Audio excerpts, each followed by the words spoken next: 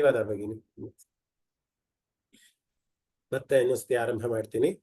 ಪುಂಡರೀಕಾಕ್ಷ ಅನ್ನುವಂಥ ಒಂದು ನಾಮದ ಚಿಂತನೆಯನ್ನು ನಾವು ಮಾಡ್ತಾ ಇದ್ದೀವಿ. ಏನು ಪುಂಡರೀಕಾಕ್ಷ ಅಂತಂದ್ರೆ ಕಮಲದ ಹೂವಿನಂತೆ ಕಣ್ಣುಗಳನ್ನ ಹೊಂದಿರುವವನು ಅನ್ನೋದಕ್ಕೆ ನಾವು ಪುಂಡರೀಕಾಕ್ಷ ಅಂತ ಕರಿತೀವಿ. ಸಂಸ್ಕೃತದಲ್ಲಿ ಪುಂಡರೀಕ ಅಂತಂದ್ರೆ ಕಮಲದ ಹೂ, ಅಕ್ಷ ಅಂತಂದ್ರೆ ಕಣ್ಣು.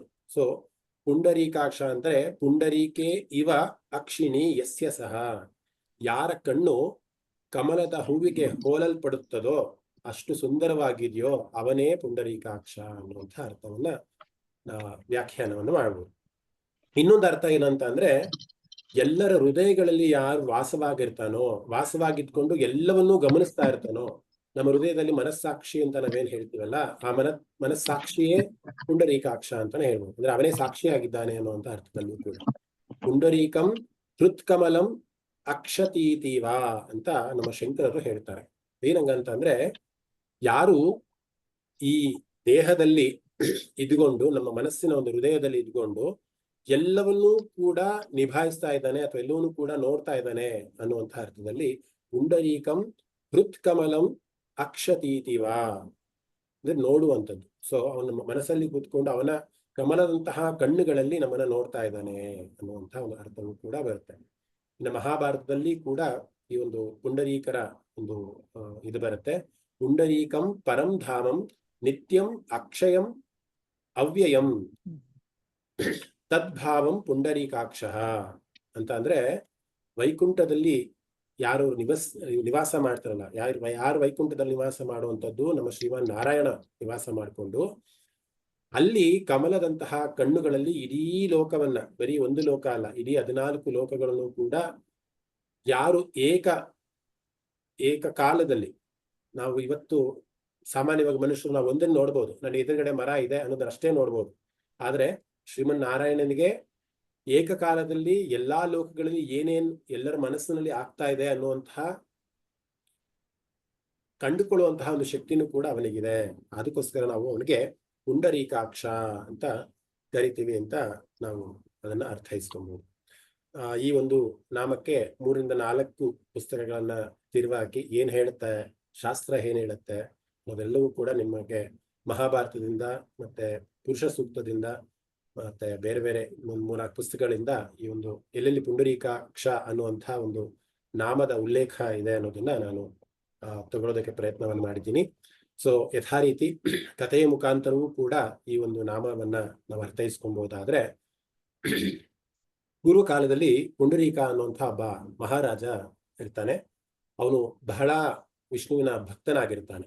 ಆಯ್ತಾ, ಇಷ್ಟು ಮಟ್ಟಿಗೆ ಅವನು ಭಕ್ತನಾಗಿರ್ತಾನೆ ಅಂದ್ರೆ ಅವನ ರಾಜ್ಯದಲ್ಲಿ ಸದಾ ಯಾವುದು ಹರಿನಾಮ ಸಂಕೀರ್ತನೆ, ಪೂಜೆ, ಆರಾಧನೆ, ಯಜ್ಞಗಳು, ತಪಗಳು ಈ ರೀತಿ ಎಷ್ಟು ಯಥಾರೀತಿಯಿಂದ ಮಾಡ್ತಿರ್ತಾನೆ. ಅದಕ್ಕೆ ಪ್ರತಿಫಲವಾಗಿಯೂ ಕೂಡ ಭಗವಂತ ಪ್ರತಿದಿನ ಅವನ ಒಂದು ಭಕ್ತಿಗೆ ಅಥವಾ ಅವನ ಒಂದು ಪೂಜೆಗೆ ಬಹಳ ಕೃತಜ್ಞತನಾಗಿರ್ತಾನೆ, ಬಹಳ ಕೂಡ ಸಂತೋಷವನ್ನ ವ್ಯಕ್ತಪಡಿಸ್ತಾ ಇರ್ತಾನೆ. ಆದ್ರೆ ಒಂದು ದಿನ ಏನಾಗುತ್ತೆ, ಅವನಿಗೊಂದು ಸಂಶಯ ಉಂಟಾಗತ್ತೆ. ನಾನು ತುಂಬಾ ಶ್ರೇಷ್ಠನ, ಅಂದ್ರೆ ನನ್ನ ಒಂದು ಪೂಜೆ ನಾನೇನ್ ಮಾಡ್ತಿದ್ದೀನಿ ತುಂಬಾ ಶ್ರೇಷ್ಠವಾಗಿದ್ಯಾ, ನಿಜವಾಗ್ಲೂ ಅದು ಪರಮಾತ್ಮನಿಗೆ ಸಲ್ತಾ ಇದೆಯಾ ಅನ್ನೋದ ಒಂದು ಅನುಮಾನ ಅವನಿಗೆ, ಪುಂಡರೀಕ ಅನ್ನುವಂತಹ ರಾಜನಿಗೆ ಒಂದು ಅನುಮಾನ ಬರುತ್ತೆ. ಸೊ ಈ ಅನುಮಾನ ಪರಿಹರಿಸ್ಕೊಬೇಕು ಅಂತ ನಾನು ಕತೆ ಹೇಳ್ತಾ ಇರುವಂಥದ್ದು ಬಹಳ ಪುರಾತನವಾದಂತಹ ಕತೆ. ಹೇಗೆ ಆವಾಗ ನಾರದ ಮುನಿಯರೆಲ್ಲರೂ ಕೂಡ ಆವಾಗ ಗೋಚರ ಆಗ್ತಾ ಇದ್ರು, ಬಂದು ಆಶೀರ್ವಾದವನ್ನು ಮಾಡ್ತಿದ್ರು. ಆ ಒಂದು ಮೂಲದ ಒಂದು ಕಥೆಯನ್ನು ನಾನು ಹೇಳ್ತಾ ಇರುವಂಥದ್ದು. ನಾರದ ಮುನಿಯರನ್ನ ಪುಂಡರೀಕ ಅನ್ನುವಂತಹ ರಾಜ ಹೋಗಿ ಇದೇ ಪ್ರಶ್ನೆಯನ್ನ ಕೇಳ್ತಾನೆ. ನಿಜವಾಗ್ಲೂ ನಾನು ನನ್ನ ಭಕ್ತಿ ವಿಶ್ವಾಸಗಳಿಂದ ನಾನು ಮಾಡ್ತಾ ಇರುವಂತಹ ಪೂಜೆ, ಜಪ, ತಪ ಎಲ್ಲವೂ ಕೂಡ ಪರಮಾತ್ಮನಿಗೆ ಮುಟ್ತಾ ಇದೆಯಾ, ಅವನು ಸಂತೋಷಗೊಳ್ತಾ ಇದ್ದಾನ ಅಂತ ಒಂದು ಮಾತನ್ನ ಪ್ರಶ್ನೆಯನ್ನ ಮಾಡ್ತಾನೆ ಪುಂಡರೀಕ ನಾರದರ ಹತ್ರ. ಆಗ ಅವನು ನಾರದರು ಹೇಳ್ತಾ ಇರ್ತಾರೆ, ಇಲ್ಲಪ್ಪ, ನಿನಗಿಂತ ಇನ್ನೂ ತುಂಬಾ ಚೆನ್ನಾಗಿ ಪೂಜೆಯನ್ನು ಮಾಡುವಂತಹ, ಧ್ಯಾನವನ್ನು ಮಾಡುವಂತಹ ಅಥವಾ ಮನಸ್ಸಿಗೆ ತುಂಬಾ ಇಷ್ಟ ಆಗಿರುವಂತಹ ಭಕ್ತರು ಬೇರೆಯವರೇ ಇದ್ದಾರೆ, ಬೇಕಾದ್ರೆ ಬಾ ಕರ್ಕೊಂಡು ನಿಮಗೆ ನಾನು ತೋರಿಸ್ತೀನಿ ಅಂತ ಈ ಗಜೇಂದ್ರ ಮೋಕ್ಷದ ಒಂದು ಕ್ಷೇತ್ರಕ್ಕೆ ಕರ್ಕೊಂಡು ಹೋಗ್ತಾನೆ. ಗಜೇಂದ್ರ ಮೋಕ್ಷದ ಕ್ಷೇತ್ರ ಅಂತಂದ್ರೆ ಇಲ್ಲಿ ಗಜೇಂದ್ರ ಮೋಕ್ಷದ ಒಂದು ಕತೆ ನಿಮ್ಗೆ ಸಾಮಾನ್ಯವಾಗಿ ಗೊತ್ತಿರುತ್ತೆ. ಕಾವೇರಿ ನದಿ ತಟದಲ್ಲಿ ಆ ಒಂದು ಕೊಳದಲ್ಲಿ ಗಜೇಂದ್ರ ಅನ್ನುವಂತಹ ಆನೆ, ಆ ಕಥೆ ನಿಮ್ಗೆ ಸಾಮಾನ್ಯವಾಗಿ ಗೊತ್ತಿರುತ್ತೆ. ಮತ್ತೆ ಅದನ್ನ ಹೇಳಕ್ ಹೋದ್ರೆ ಒಂದು ಅರ್ಧ ಗಂಟೆ ಆಗುತ್ತೆ. ಸೊ ಅದೊಂದು ಗಜೇಂದ್ರ ಮೋಕ್ಷದ ಒಂದು ಕ್ಷೇತ್ರಕ್ಕೆ ಕರ್ಕೊಂಡು ಹೋಗ್ತಾರಂತ ನಾರದ್ರು. ಅಲ್ಲಿ ಆ ತಟದಲ್ಲಿ ಒಬ್ರು ಹಸುವನ್ನ ಮೇಯಿಸ್ಕೊಂಡು, ತೀರಾ ಬಡ ಕುಟುಂಬ, ಒಂದು ಇಬ್ಬರು ದಂಪತಿಗಳು. ಅವರ ದಿನನಿತ್ಯದ ಕೆಲಸ ಏನಂದ್ರೆ ಹಸುವನ್ನ ಸಾಕುವಂಥದ್ದು, ಹಸುವನ್ನ ಆರೈಕೆ ಮಾಡುವಂಥದ್ದು. ಒಂದು ಬಡದಲ್ಲಿ ಬಡ ಕುಟುಂಬ, ಒಂದು ಗುಡಿಸಲಲ್ಲಿ ವಾಸ ಮಾಡುವಂತಹ ಒಂದು ದಂಪತಿಗಳು. ಅವ್ರು ಬೇರೆ ಇನ್ಯಾರು ಭಕ್ತರಿರಲಿಲ್ಲ ಅಥವಾ ಮಕ್ಕಳಿರಲಿಲ್ಲ. ಬರೀ ಗಂಡ ಹೆಂಡತಿ ಮತ್ತೆ ಅವರಿಗೆ ಹಸು ಸಾಕಾಣಿಕೆ ಅಷ್ಟೇ ಅವರ ಕೆಲಸ ಆಗಿರ್ತಂತೆ. ಇವರನ್ನ ತೋರಿಸ್ಬಿಟ್ಟು ನಾರದರು ಹೇಳಿದಂತೆ, ನಮ್ಮ ಶ್ರೀಮಾನ್ ನಾರಾಯಣನಿಗೆ ನಿನಗಿಂತ ಇವರು ಕಂಡ್ರೆ ತುಂಬಾ ಇಷ್ಟ, ಇವರು ಮಾಡುವಂತಹ ಪೂಜೆಗಳು ಪುನಸ್ಕಾರಗಳು ತುಂಬಾ ವಿಷ್ಣುವಿಗೆ ಇಷ್ಟ ಆಗತ್ತೆ ಅಂತ ಹೇಳಿದ್ರು. ಆದ್ರೆ ಈ ಪುಂಡರೀಕನಿಗೆ ಸ್ವಲ್ಪ ಅರ್ಥ ಮಾಡ್ಕೊಳ್ಳೋ ಕಷ್ಟ ಆಯ್ತಂತೆ. ಹೇಗೆ? ಯಾಕಂದ್ರೆ ನಾನು ಅಷ್ಟೊಂದು ವಿಜೃಂಭಣೆಯಿಂದ ಹೂವಿನ ಅಲಂಕಾರವನ್ನು ಮಾಡಿ, ಯಜ್ಞ ಹೋಮಗಳನ್ನ, ದೊಡ್ಡ ದೊಡ್ಡ ಪಂಡಿತರನ್ನ ಎಲ್ಲ ಕರೆಸಿ, ಶಾಸ್ತ್ರೋಕ್ತವಾಗಿ ವೇದ ಮುಖೇನ ಘೋಷಗಳನ್ನೆಲ್ಲ ಮಾಡಿ, ಪ್ರತಿಯೊಂದು ಮಾಡಿ ನಾನು ವಿಷ್ಣುವನ್ನ ನಾನು ಆರಾಧನೆ ಮಾಡ್ತಾ ಇದ್ದೀನಿ, ಸ್ತುತಿಸ್ತಾ ಇದ್ದೀನಿ. ಆದ್ರೆ ಈ ಒಂದು ಸಾಮಾನ್ಯರಲ್ಲಿ ಸಾಮಾನ್ಯವಾದಂತಹ ಈ ಒಂದು ಕುಟುಂಬ ಏನಿದೆ, ಅವರು ತುಂಬಾ ಶ್ರೇಷ್ಠರು ಅಂತ ಇದ್ದಾರಲ್ಲ, ಹೇಗೆ ಅಂತ ಮತ್ತೆ ಪ್ರಶ್ನಿಸಿದಾಗ ನಾರದರು ಹೇಳ್ತಾರಂತೆ, ನೀನ್ ಒಂದು ದಿನದ ಕಾಲ ಅವ್ರ ಜೊತೆ ನೀನು ಒಂದು ಒಡನಾಟವನ್ನು ಮಾಡು, ಅಂದ್ರೆ ಅವ್ರ ಜೊತೆನೆ ನೀನು ಇರು, ಅವಾಗ ನಿನ್ಗೆ ಖಂಡಿತವಾಗ್ಲೂ ಗೊತ್ತಾಗುತ್ತೆ ಅವರ ಭಕ್ತಿ ಎಷ್ಟರ ಮಟ್ಟಿಗೆ ನಿನಗಿಂತ ತುಂಬಾ ದೊಡ್ಡದಾಗಿರುತ್ತೆ ಅಂತ ಗೊತ್ತಾಗುತ್ತೆ ಅಂತ ನಾರದರು ಒಂದು ಸಲಹೆಯನ್ನ ಕೊಡ್ತಾರೆ. ಅದೇ ರೀತಿಯಾಗಿ ಪುಂಡರೀಕನು ಆ ಒಂದು ಕುಟುಂಬವನ್ನ ಪರಿಶೀಲನೆ ಮಾಡಬೇಕು, ಯಾವ ರೀತಿ ತನ್ನ ಭಕ್ತಿಯನ್ನ ಅವರು ತೋರಿಸ್ತಾರೆ ಅಂತ ಸ್ವಲ್ಪ ಹೊತ್ತಿನ ಕಾಲ ಅವ್ರನ್ನೇ ಗಮನಿಸ್ತಾ ಅಲ್ಲೇ ವಾಸವನ್ನ ಮಾಡ್ತಾನೆ. ಆಗ ಪುಂಡರೀಕ ಗಮನಿಸಿದ ಏನಪ್ಪಾ ಅಂತ ಅಂದ್ರೆ, ಪ್ರತಿನಿತ್ಯವೂ ಪರಮಾತ್ಮನನ್ನ ಅವರು ಎಲ್ಲದರಲ್ಲೂ ನೋಡ್ತಾ ಇದ್ರು ಅಂತ. ಅಂದ್ರೆ ಹಸುವಿನಲ್ಲೂ ಕೂಡ ಪರಮಾತ್ಮನೇ ಇದ್ದಾನೆ, ಕೃಷ್ಣನೇ ಇದ್ದಾನೆ. ಮತ್ತೆ ಅವ್ರು ಮಾಡ್ತಿರುವಂತಹ ಪ್ರತಿಯೊಂದು ಕೆಲಸದಲ್ಲೂ, ಹಾಲು ಕರಿತಾ ಇದ್ರೆ ಇಟ್ಕೊಂಡು ಹಾಲನ್ನ ಅವನು ಮಾರಾಟ ಮಾಡುವಂತ ಎಲ್ಲಾ ಕೆಲಸಗಳು ಇಟ್ಕೊಂಡು ಪ್ರತಿಯೊಂದರಲ್ಲೂ ಕೂಡ ಅವರು ಆ ಕೃಷ್ಣನ ಒಂದು ಸ್ತುತಿಯನ್ನೇ ಮಾಡ್ತಾ ಇದ್ರಂತೆ. ಪ್ರತಿ ಸತಿ ಹಾಲು ಕರೆಯೋದು ಓಂ ಕೃಷ್ಣಾಯ ನಮಃ, ಓಂ ವಾಸುದೇವಾಯ ನಮಃ, ಓಂ ಹರಯೇ ನಮಃ, ಈ ರೀತಿಯಾದ ಒಂದು ಸ್ತುತಿಗಳು ಯಥಾ ರೀತಿ, ಹೇಗೆ ನಾನು ಯಾವಾಗಲೂ ಅದನ್ನ ಹೇಳ್ತಿರ್ತೀನಿ, ಒಬ್ಬ ಹಾಡುಗಾರನಿಗೆ ಹೇಗೆ ಶ್ರುತಿ ಪೆಟ್ಟಿಗೆಯಲ್ಲಿ ಸಾಪಾಸ ಅಂತ ಯಾವಾಗ್ಲೂ ಹೇಗೆ ನುಡಿತಾ ಇರುತ್ತೋ, ಹಾಗೆ ನಮ್ಮ ಮನಸ್ಸಲ್ಲೂ ಕೂಡ ನಾವೇನೇ ಕೆಲಸಗಳನ್ನ ಮಾಡ್ತಿದ್ರು ಕೂಡ ನಮ್ಮ ಬ್ಯಾಕ್ ಗ್ರೌಂಡ್ ಅಲ್ಲಿ ನಾಮ ಸಂಕೀರ್ತನೆ ಅದು ನಡೀತಾನೆ ಇರ್ಬೇಕು. ರಾಮ ಕೃಷ್ಣ ಅನ್ನೋಂಥ ಒಂದು ನಾಮ ಸಂಕೀರ್ತನೆ, ಹರಿಯ ನಾಮ ನಾವು ಮರಿಲೇಬಾರದು.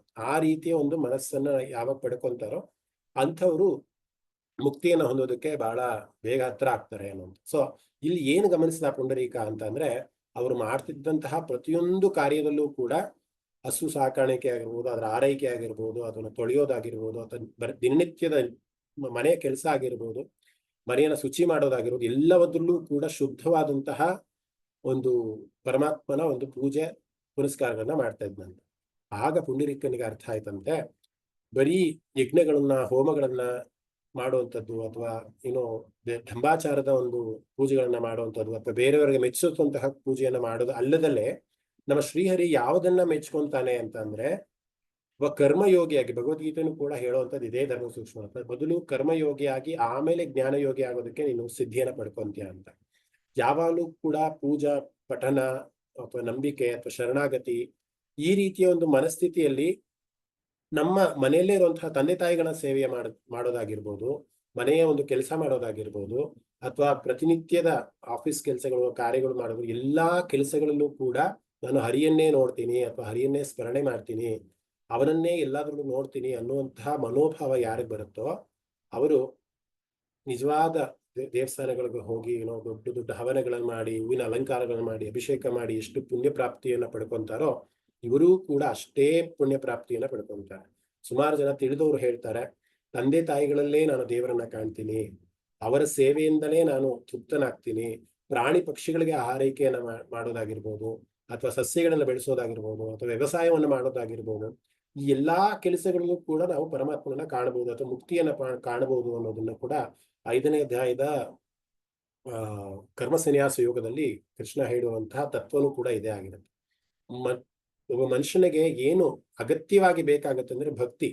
ಆ ಭಕ್ತಿ ತುಂಬಾ ಶ್ರದ್ಧಾಯುತವಾಗಿ ಪವಿತ್ರವಾಗಿ ನಾವು ಏನೇ ಕೆಲಸವನ್ನು ಮಾಡಿದ್ರು ಕೂಡ ಅದು ಭಗವಂತನಿಗೆ ಅರ್ಪಣೆ ಮಾಡುವಂತಹ ನಿಟ್ಟಿನಲ್ಲಿ ನಾವು ಮಾಡಿದಾಗ, ಈ ಪುಂಡರೀಕ ಅಂತ ನಾನೇನು ಅರ್ಥ ಹೇಳಿದ್ನಲ್ಲ, ಎಲ್ಲರ ಮನಸ್ಸಿನಲ್ಲಿ ಅವನಿರ್ತಾನೆ. ಎಲ್ಲರ ಮನಸ್ಸಿನಲ್ಲಿದ್ದು ಎಲ್ಲರ ಮನಸ್ಸಿನಲ್ಲಿ ಏನೇನು ಕೆಲಸ ಆಗ್ತಾ ಇದೆ, ಏನೇನು ಭಾವನೆಗಳು ಉತ್ಪತ್ತಿ ಆಗ್ತಾ ಇದೆ, ಯಾರ ಬಗ್ಗೆ ಅವ್ರಿಗೆ ಸಾತ್ವಿಕವಾದಂತಹ ಯೋಚನೆ ಇದೆ. ಈಗ ನಾವು ಸಾಮಾನ್ಯವಾಗಿ ಹೊರಗಡೆ ಪ್ರಪಂಚದಲ್ಲಿ ನನ್ನನ್ನೇ ತಗೊಳ್ಳಿ ಎಕ್ಸಾಂಪಲ್. ನಾನೊಬ್ಬ ದೊಡ್ಡ ತಿಳ್ಕೊಂಡಿದ್ದೀನಿ ಅಥವಾ ನಾನು ತುಂಬಾ ಕ್ಲಾಸ್ ಮಾಡ್ತೀನಿ ಅನ್ನುವಂತಹ ಒಂದು ಅಹಂಕಾರ ನನ್ನ ಮನಸ್ಸಲ್ಲಿ ಇಟ್ಕೊಂಡು ನಿಮ್ಮ ಮುಂದೆ ನಾನು ಸಾಧಾರಣ ಮನುಷ್ಯ ಅಥವಾ ಇದು ಅಂತ ಅನ್ಕೊಂಡ್ರೆ, ಒಳಗಿರುವಂತಹ ಪರಮಾತ್ಮನಿಗೆ ನಿಜವಾಗ್ಲೂ ಗೊತ್ತಿರುತ್ತೆ ನನ್ನ ಮನಸ್ಸಲ್ಲಿ ಏನಾಗ್ತಾ ಇದೆ, ನಿಜವಾದ ವ್ಯಕ್ತಿತ್ವ ನನ್ನದು ಏನು ಅನ್ನೋದು ನಿಜವಾಗ್ಲೂ ಆ ಪರಮಾತ್ಮ. ಯಾಕೆಂದ್ರೆ ಅವನು ಪುಂಡರೀಕಾಕ್ಷ, ಅಗಲವಾದ ಕಮಲದಂತಹ ಒಂದು ಕಣ್ಣನ್ನ ಇಟ್ಕೊಂಡು ಎಲ್ಲರ ಮನಸ್ಸಿನಲ್ಲಿ ಏನೇನ್ ಆಗ್ತಾ ಇದೆ ಅನ್ನೋದು ಎಲ್ಲವನ್ನೂ ಕೂಡ ಅರಿಯಬಲ್ಲಂತಹ ಶಕ್ತಿ ಅವನಿಗಿರೋದ್ರಿಂದ ನಾವು ಮಾಡ್ತಾ ಇರುವಂತಹ ಪ್ರತಿಯೊಂದು ಕೆಲಸದಲ್ಲೂ ಕೂಡ, ಪ್ರತಿಯೊಂದು ಕಾರ್ಯದಲ್ಲೂ ಕೂಡ ಒಂದು ಶರಣಾಗತಿ ಮನೋಭಾವವನ್ನ ಇಟ್ಕೊಂಡು ಅವನ ಕೀರ್ತನೆಯನ್ನ ಮಾಡಿಕೊಂಡು ಅವನ ನಾಮವನ್ನ ಜಪಿಸ್ಕೊಂಡು ಯಾರಿರ್ತಾರೆ ಅವನು ಅಂಥವರು ಪುಂಡರೀಕನಿಗೆ ತುಂಬಾ ಹತ್ತಿರ ಆಗ್ತಾರೆ ಅನ್ನುವಂತಹ ಒಂದು ಇದನ್ನ ಪುಂಡರೀಕ ಅರ್ಥಕೊಂತಾನೆ. ನಂತರ ನಾರದರಿಗೂ ಬಂದು ಹೇಳ್ತಾನಂತೆ, ನನಗಿಂತ ತುಂಬಾ ಶ್ರೇಷ್ಠ ಭಕ್ತವನ್ನ ನಾನು ಕಂಡೆ. ನಾನು ಮಾಡ್ತಾ ಇರುವಂತಹ ಪೂಜೆ ಪುನಸ್ಕಾರಗಳು ಎಲ್ಲರೂ ಕೂಡ ಪ್ರಜೆಗಳು ಮೆಚ್ಚಿಕೊಳ್ಳಿ ಅಥವಾ ಪ್ರಜೆಗಳು ಒಳ್ಳೇದಾಗ್ಲಿ ಅನ್ನೋ ಸ್ವಾರ್ಥದಿಂದ ಮಾಡ್ತಾ ಇರುವಂತಹ ಕಾರ್ಯ ಆಗಿದೆ. ಸೊ ನಿಸ್ವಾರ್ಥವಾಗಿ ಎಲ್ಲಾ ಕೆಲಸಗಳಲ್ಲೂ ಪರಮಾತ್ಮನ ಯಾರು ಕಾಣ್ತಾರೋ ಅವರು ನಿಜವಾದ ಭಕ್ತರು, ಅದರಲ್ಲಿ ಯಾವುದೇ ರೀತಿಯ ಸಂದೇಹ ಇಲ್ಲ ಅಂತ ಪುಂಡರೀಕನು ಒಪ್ಕೊಂಡು ಈ ಒಂದು ನಾಮಕ್ಕೆ probably ಅದು ಸಾಕ್ಷಿ ಆಗತ್ತೆ ಅನ್ಸುತ್ತೆ. ನಮ್ಮ ಎಲ್ಲಾ ಕೆಲಸಗಳಲ್ಲೂ ಕರ್ಮಗಳಲ್ಲೂ ಕೂಡ ನಾವು ಒಂದು ಭಗವದ್ ಅರ್ಪಣೆ ಮಾಡ್ತಾ ಪ್ರತಿಯೊಂದು ಕೆಲಸಗಳನ್ನ ಮಾಡ್ತಾ ಹೋದ್ರೆ ನಾವು ಬೇಗ ಮುಕ್ತಿಗೆ ಅರ್ಹರಾಗ್ತೀವಿ ಅನ್ನೋದನ್ನ ಈ ನಾಮ ಹೇಳ್ತಾ ಹೋಗುತ್ತೆ. ಇನ್ನು ಮುಂದಿನ ನಾಮಕ್ಕೆ ಹೋಗೋಣ. ಮುಂದಿನ ನಾಮ ಬಂದು ವೃಷಕರ್ಮ ಅನ್ನುವಂಥದ್ದು. ಏನು ವೃಷಕರ್ಮ ಅಂದ್ರೆ ಅರ್ಥ, ಅದರ ಒಂದು ಅರ್ಥ ಚಿಂತನೆಯನ್ನು ಮಾಡೋದೇ ಆದ್ರೆ ಶಂಕರರು ಏನ್ ಹೇಳ್ತಾರೆ ಅಥವಾ ಬೇರೆ ಶಾಸ್ತ್ರಗಳು ಏನ್ ಹೇಳುತ್ತೆ ಅನ್ನೋದನ್ನ ನೋಡೋಣ.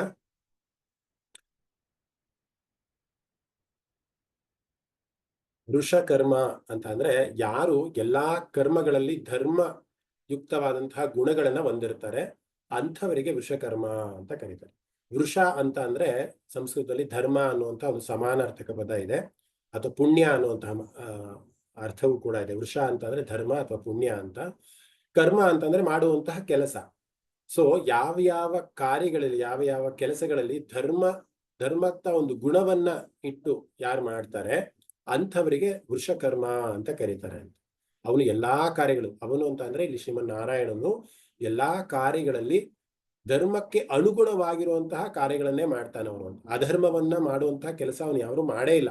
ಆದ್ರೆ ನಮ್ಮ ಸಾಮಾನ್ಯ ಮನುಷ್ಯರಿಗೆ ಗೋಚರ ಆಗೋದೇನಂದ್ರೆ ಕೃಷ್ಣ ಮಹಾಭಾರತದಲ್ಲಿ ಸುಮಾರು ಮೋಸಗಳನ್ನ ಮಾಡಿದ್ದಾನೆ, ಸುಮಾರು ದ್ರೋಹಗಳನ್ನ ಮಾಡಿದ್ದಾನೆ, ಸುಮಾರು ಸುಳ್ಳು ಕಪಟಗಳನ್ನ ಮಾಡಿದ್ದಾನೆ ಅಂತ ನಾವು ಯಾರು ಧರ್ಮವನ್ನ ಅರ್ಥ ಮಾಡ್ಕೊಂಡಿರಲ್ಲ ಅಂಥವ್ರು ಹೇಳುವಂತ ಮಾತು.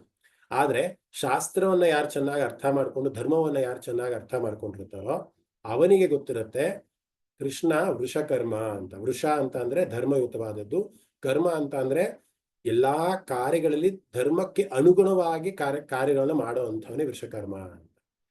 ಇನ್ನು ಆದಿಶಂಕರರು ಹೇಳ್ತಾರೆ, ಧರ್ಮ ಲಕ್ಷಣಂ ಕರ್ಮ ಯಸ್ಯ ಅಸ್ತಿ ಇತಿ ಅಂತ. ಅಂದ್ರೆ ಯಾರು ಎಲ್ಲಾ ಕಾರ್ಯಗಳಲ್ಲೂ ಒಂದು ಧರ್ಮಕ್ಕೆ ಅನುಗುಣವಾಗಿರುವಂತಹ ಕೆಲಸಗಳನ್ನ ಯಾರು ಮಾಡ್ತಾರೋ ಅಂಥವರಿಗೆ ವೃಷಕರ್ಮ ಅಂತ ಕರೀತಾರೆ. ಸೊ ಇಲ್ಲಿ ಸಂಕ್ಷಿಪ್ತವಾಗಿ ಈ ಒಂದು ನಾಮದ ಒಂದು ಅರ್ಥ ಹೇಳ್ಬೇಕಂತಂದ್ರೆ ಧರ್ಮದ ಅನ್ನುವಂತಹ ಒಂದು ಕಟ್ಟುಪಾಡು ಏನಿದೆ ಅಥವಾ ಧರ್ಮ ಅನ್ನುವಂತಹ ಒಂದು ಶಾಸ್ತ್ರದ ಒಂದು ಬೇಲಿ ಏನಿದೆ ಅದರ ಒಳಗಡೆನೆ ಯಾರು ಕೆಲಸವನ್ನ ಮಾಡ್ತಾರೋ ಅಂಥವರಿಗೆ ನಾವು ವೃಷಕರ್ಮ ಅಂತ ಕರಿಬಹುದು. ಹಾಗೆ ಶ್ರೀಮನ್ನಾರಾಯಣನು ಕೂಡ ಯಾವತ್ತೇ ಕೂಡ ಯಾರಿಗೂ ಕೂಡ ಅಧರ್ಮವನ್ನ ಮಾಡಿದವನಲ್ಲ, ಅಥವಾ ಧರ್ಮದ ಚೌಕಟ್ಟಿನಲ್ಲೇ ಅನುಗುಣವಾಗಿ ಎಲ್ಲಾ ತರದ ಕೆಲಸಗಳನ್ನ ಅಥವಾ ಕಾರ್ಯಗಳನ್ನ ಅವನು ಮಾಡ್ಕೊಂಡು ಬಂದಿದ್ದಾನೆ. ಧರ್ಮ ಲಕ್ಷಣಂ ಕರ್ಮ ಯಸ್ಯ ಅಸ್ತಿ ಇತಿ ವೃಷಕರ್ಮ ಅಂತ ನಮ್ಮ ಆದಿ ಶಂಕರಾಚಾರ್ಯರು ಹೇಳ್ತಾರೆ.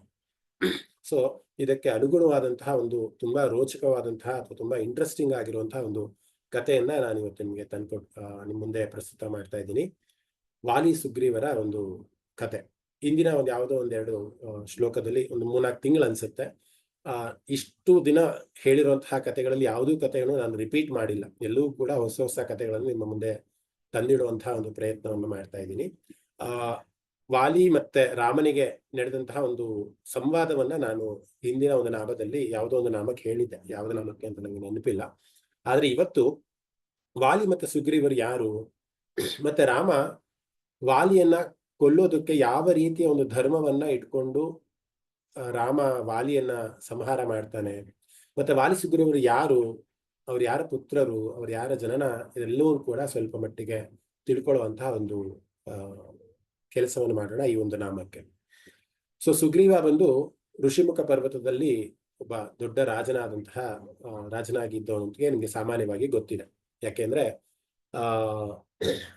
ಮೊದಲಿಗೆ ಅವ್ರು ಯಾರು ಅನ್ನೋದನ್ನ ತಿಳ್ಕೊಳ್ಳೋಣ.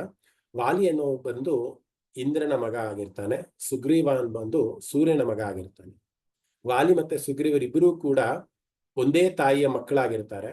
ಆದ್ರೆ ತಂದೆ ಮಾತ್ರ ವಾಲಿಗೆ ಬಂದು ಇಂದ್ರ ಮಗ ಆಗಿರ್ತಾನೆ, ಮತ್ತೆ ಸುಗ್ರೀವನ್ಗೆ ಸೂರ್ಯ ಮಗ ಆಗಿರ್ತಾನೆ. ಯಾಕೆ ಈ ರೀತಿ ಆಯ್ತು ಅಂತ ಅಂದ್ರೆ, ಋಷಿಮುಖ ಪರ್ವತದಲ್ಲಿ ಒಂದು ಕೋತಿ ವಾಸವಾಗಿರುತ್ತೆ. ಆ ಕೋತಿಯ ಹೆಸರು ವೃಕ್ಷರಾಜ್ ಅನ್ನುವಂತಹ ಒಂದು ಕೋತಿ. ಆಗಿನ ಕಾಲದಲ್ಲಿ ಅದರ ಒಂದು ಕೋತಿ ಇತ್ತು. ಅದಕ್ಕೋಸ್ಕರ ಅವ್ರಿಗೆ ವಾನರದ ಒಂದು ವಂಶ ಅಂತ ನಾವು ಕರಿತೀವಲ್ವಾ.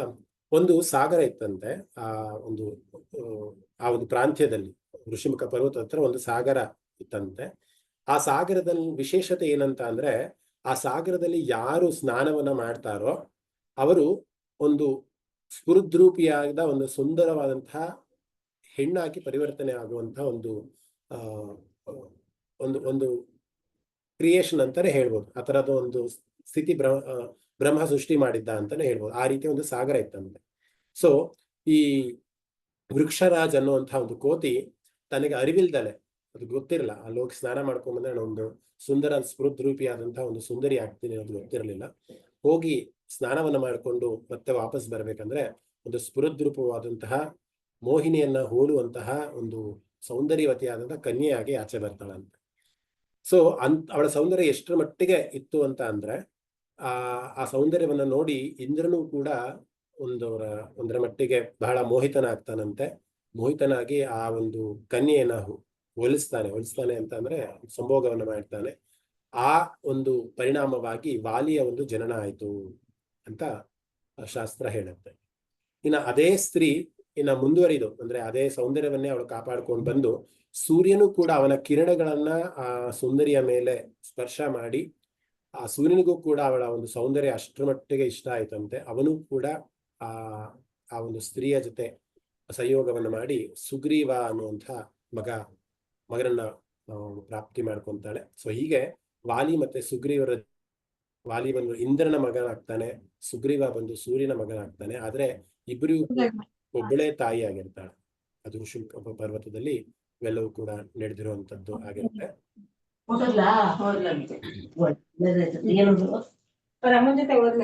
ಬಿಟ್ಟು ಅನ್ಮ್ಯೂಟ್ ಮಾಡ್ಕೊಳ್ಳಿ. ನಾನಂದ್ರೆ ಎಲ್ಲರನ್ನೂ ಅನ್ಮ್ಯೂಟ್ ಮಾಡ್ಬಿಡ್ತೀನಿ. ನಾನು ಯಾರು ಅನ್ಮ್ಯೂಟ್ ಮಾಡ್ಕೊಳಕ್ ಆಗಲ್ಲ. ಯಾಕಂದ್ರೆ ನಾನು ಕತೆ ಹೇಳ್ತಿರ್ಬೇಕಾದ್ರೆ ನನಗೆ ಫ್ಲೋ ಮರ್ತೋಗುತ್ತೆ ನಾನು ಏನ್ ಹೇಳ್ತಾ ಇದ್ದೆ.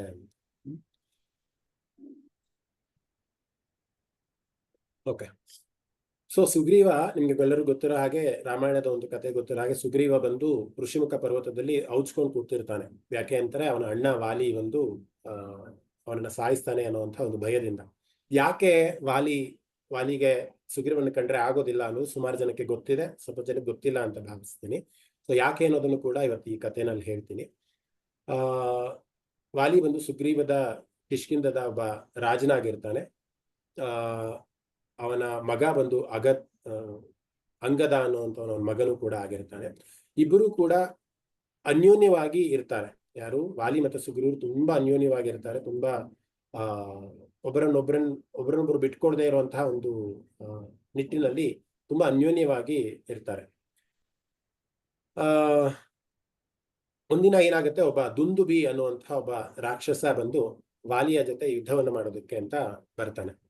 ವಾಲಿ ಬಹಳ ಪರಾಕ್ರಮಿ. ಎಷ್ಟು ಪರಾಕ್ರಮಿ ಅಂದ್ರೆ, ಅವನು ರಾವಣನನ್ನ ಸೋಲಿಸಿ, ರಾವಣನ ಕಟ್ಟಿ ಅಂದ್ರೆ ತನ್ನ ಪಾರ್ಶ್ವದಲ್ಲಿ ಕಟ್ಟಿ, ತನ್ನ ಹೆಂಡತಿ ತಾರ ಇದ್ದಳಲ್ಲ, ಆ ತಾರೆಗೆ ಹುಟ್ಟಿದಂತಹ ಮಗನ ಆಟ ಸಾಮಾನಾಗಿ ರಾವಣನ ನೇತಾಕಿದ್ನಂತೆ, ಗೊಂಬೆಯ ತರ. ಅಷ್ಟರ ಮಟ್ಟಿಗೆ ವಾಲಿ ಪರಮ ವೀರನಾಗಿರ್ತಾನೆ. ಅವನು ದುಂದುಬಿ ಅನ್ನುವಂತಹ ಒಂದು ಅಸುರನ ಮೇಲೆ ಯುದ್ಧಕ್ಕೆ ಹೋಗ್ತಾನೆ.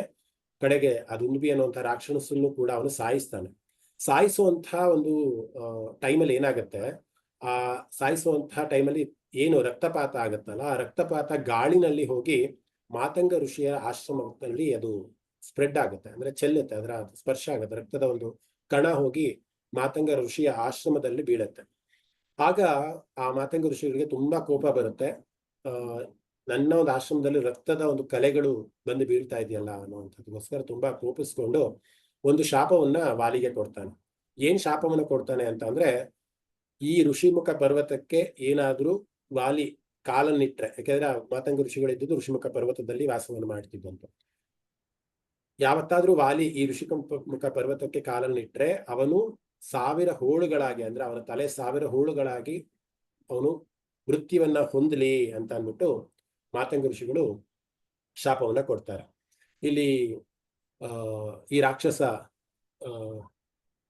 ದುಡಿಮಿ ಅನ್ನುವಂತಹ ರಾಕ್ಷಸ ಸತ್ನಲ್ಲ, ಅವನ ಅಣ್ಣ ಒಬ್ಬ ಇರ್ತಾನೆ, ಅವನ ಹೆಸರು ಮಾಯಾವಿ ಅನ್ನುವಂತಾನೆ ಅವನ ಹೆಸರು. ದುಂದುಬಿಯ ಅಣ್ಣನ ಹೆಸರು ಮಾಯಾವಿ ಅಂತ.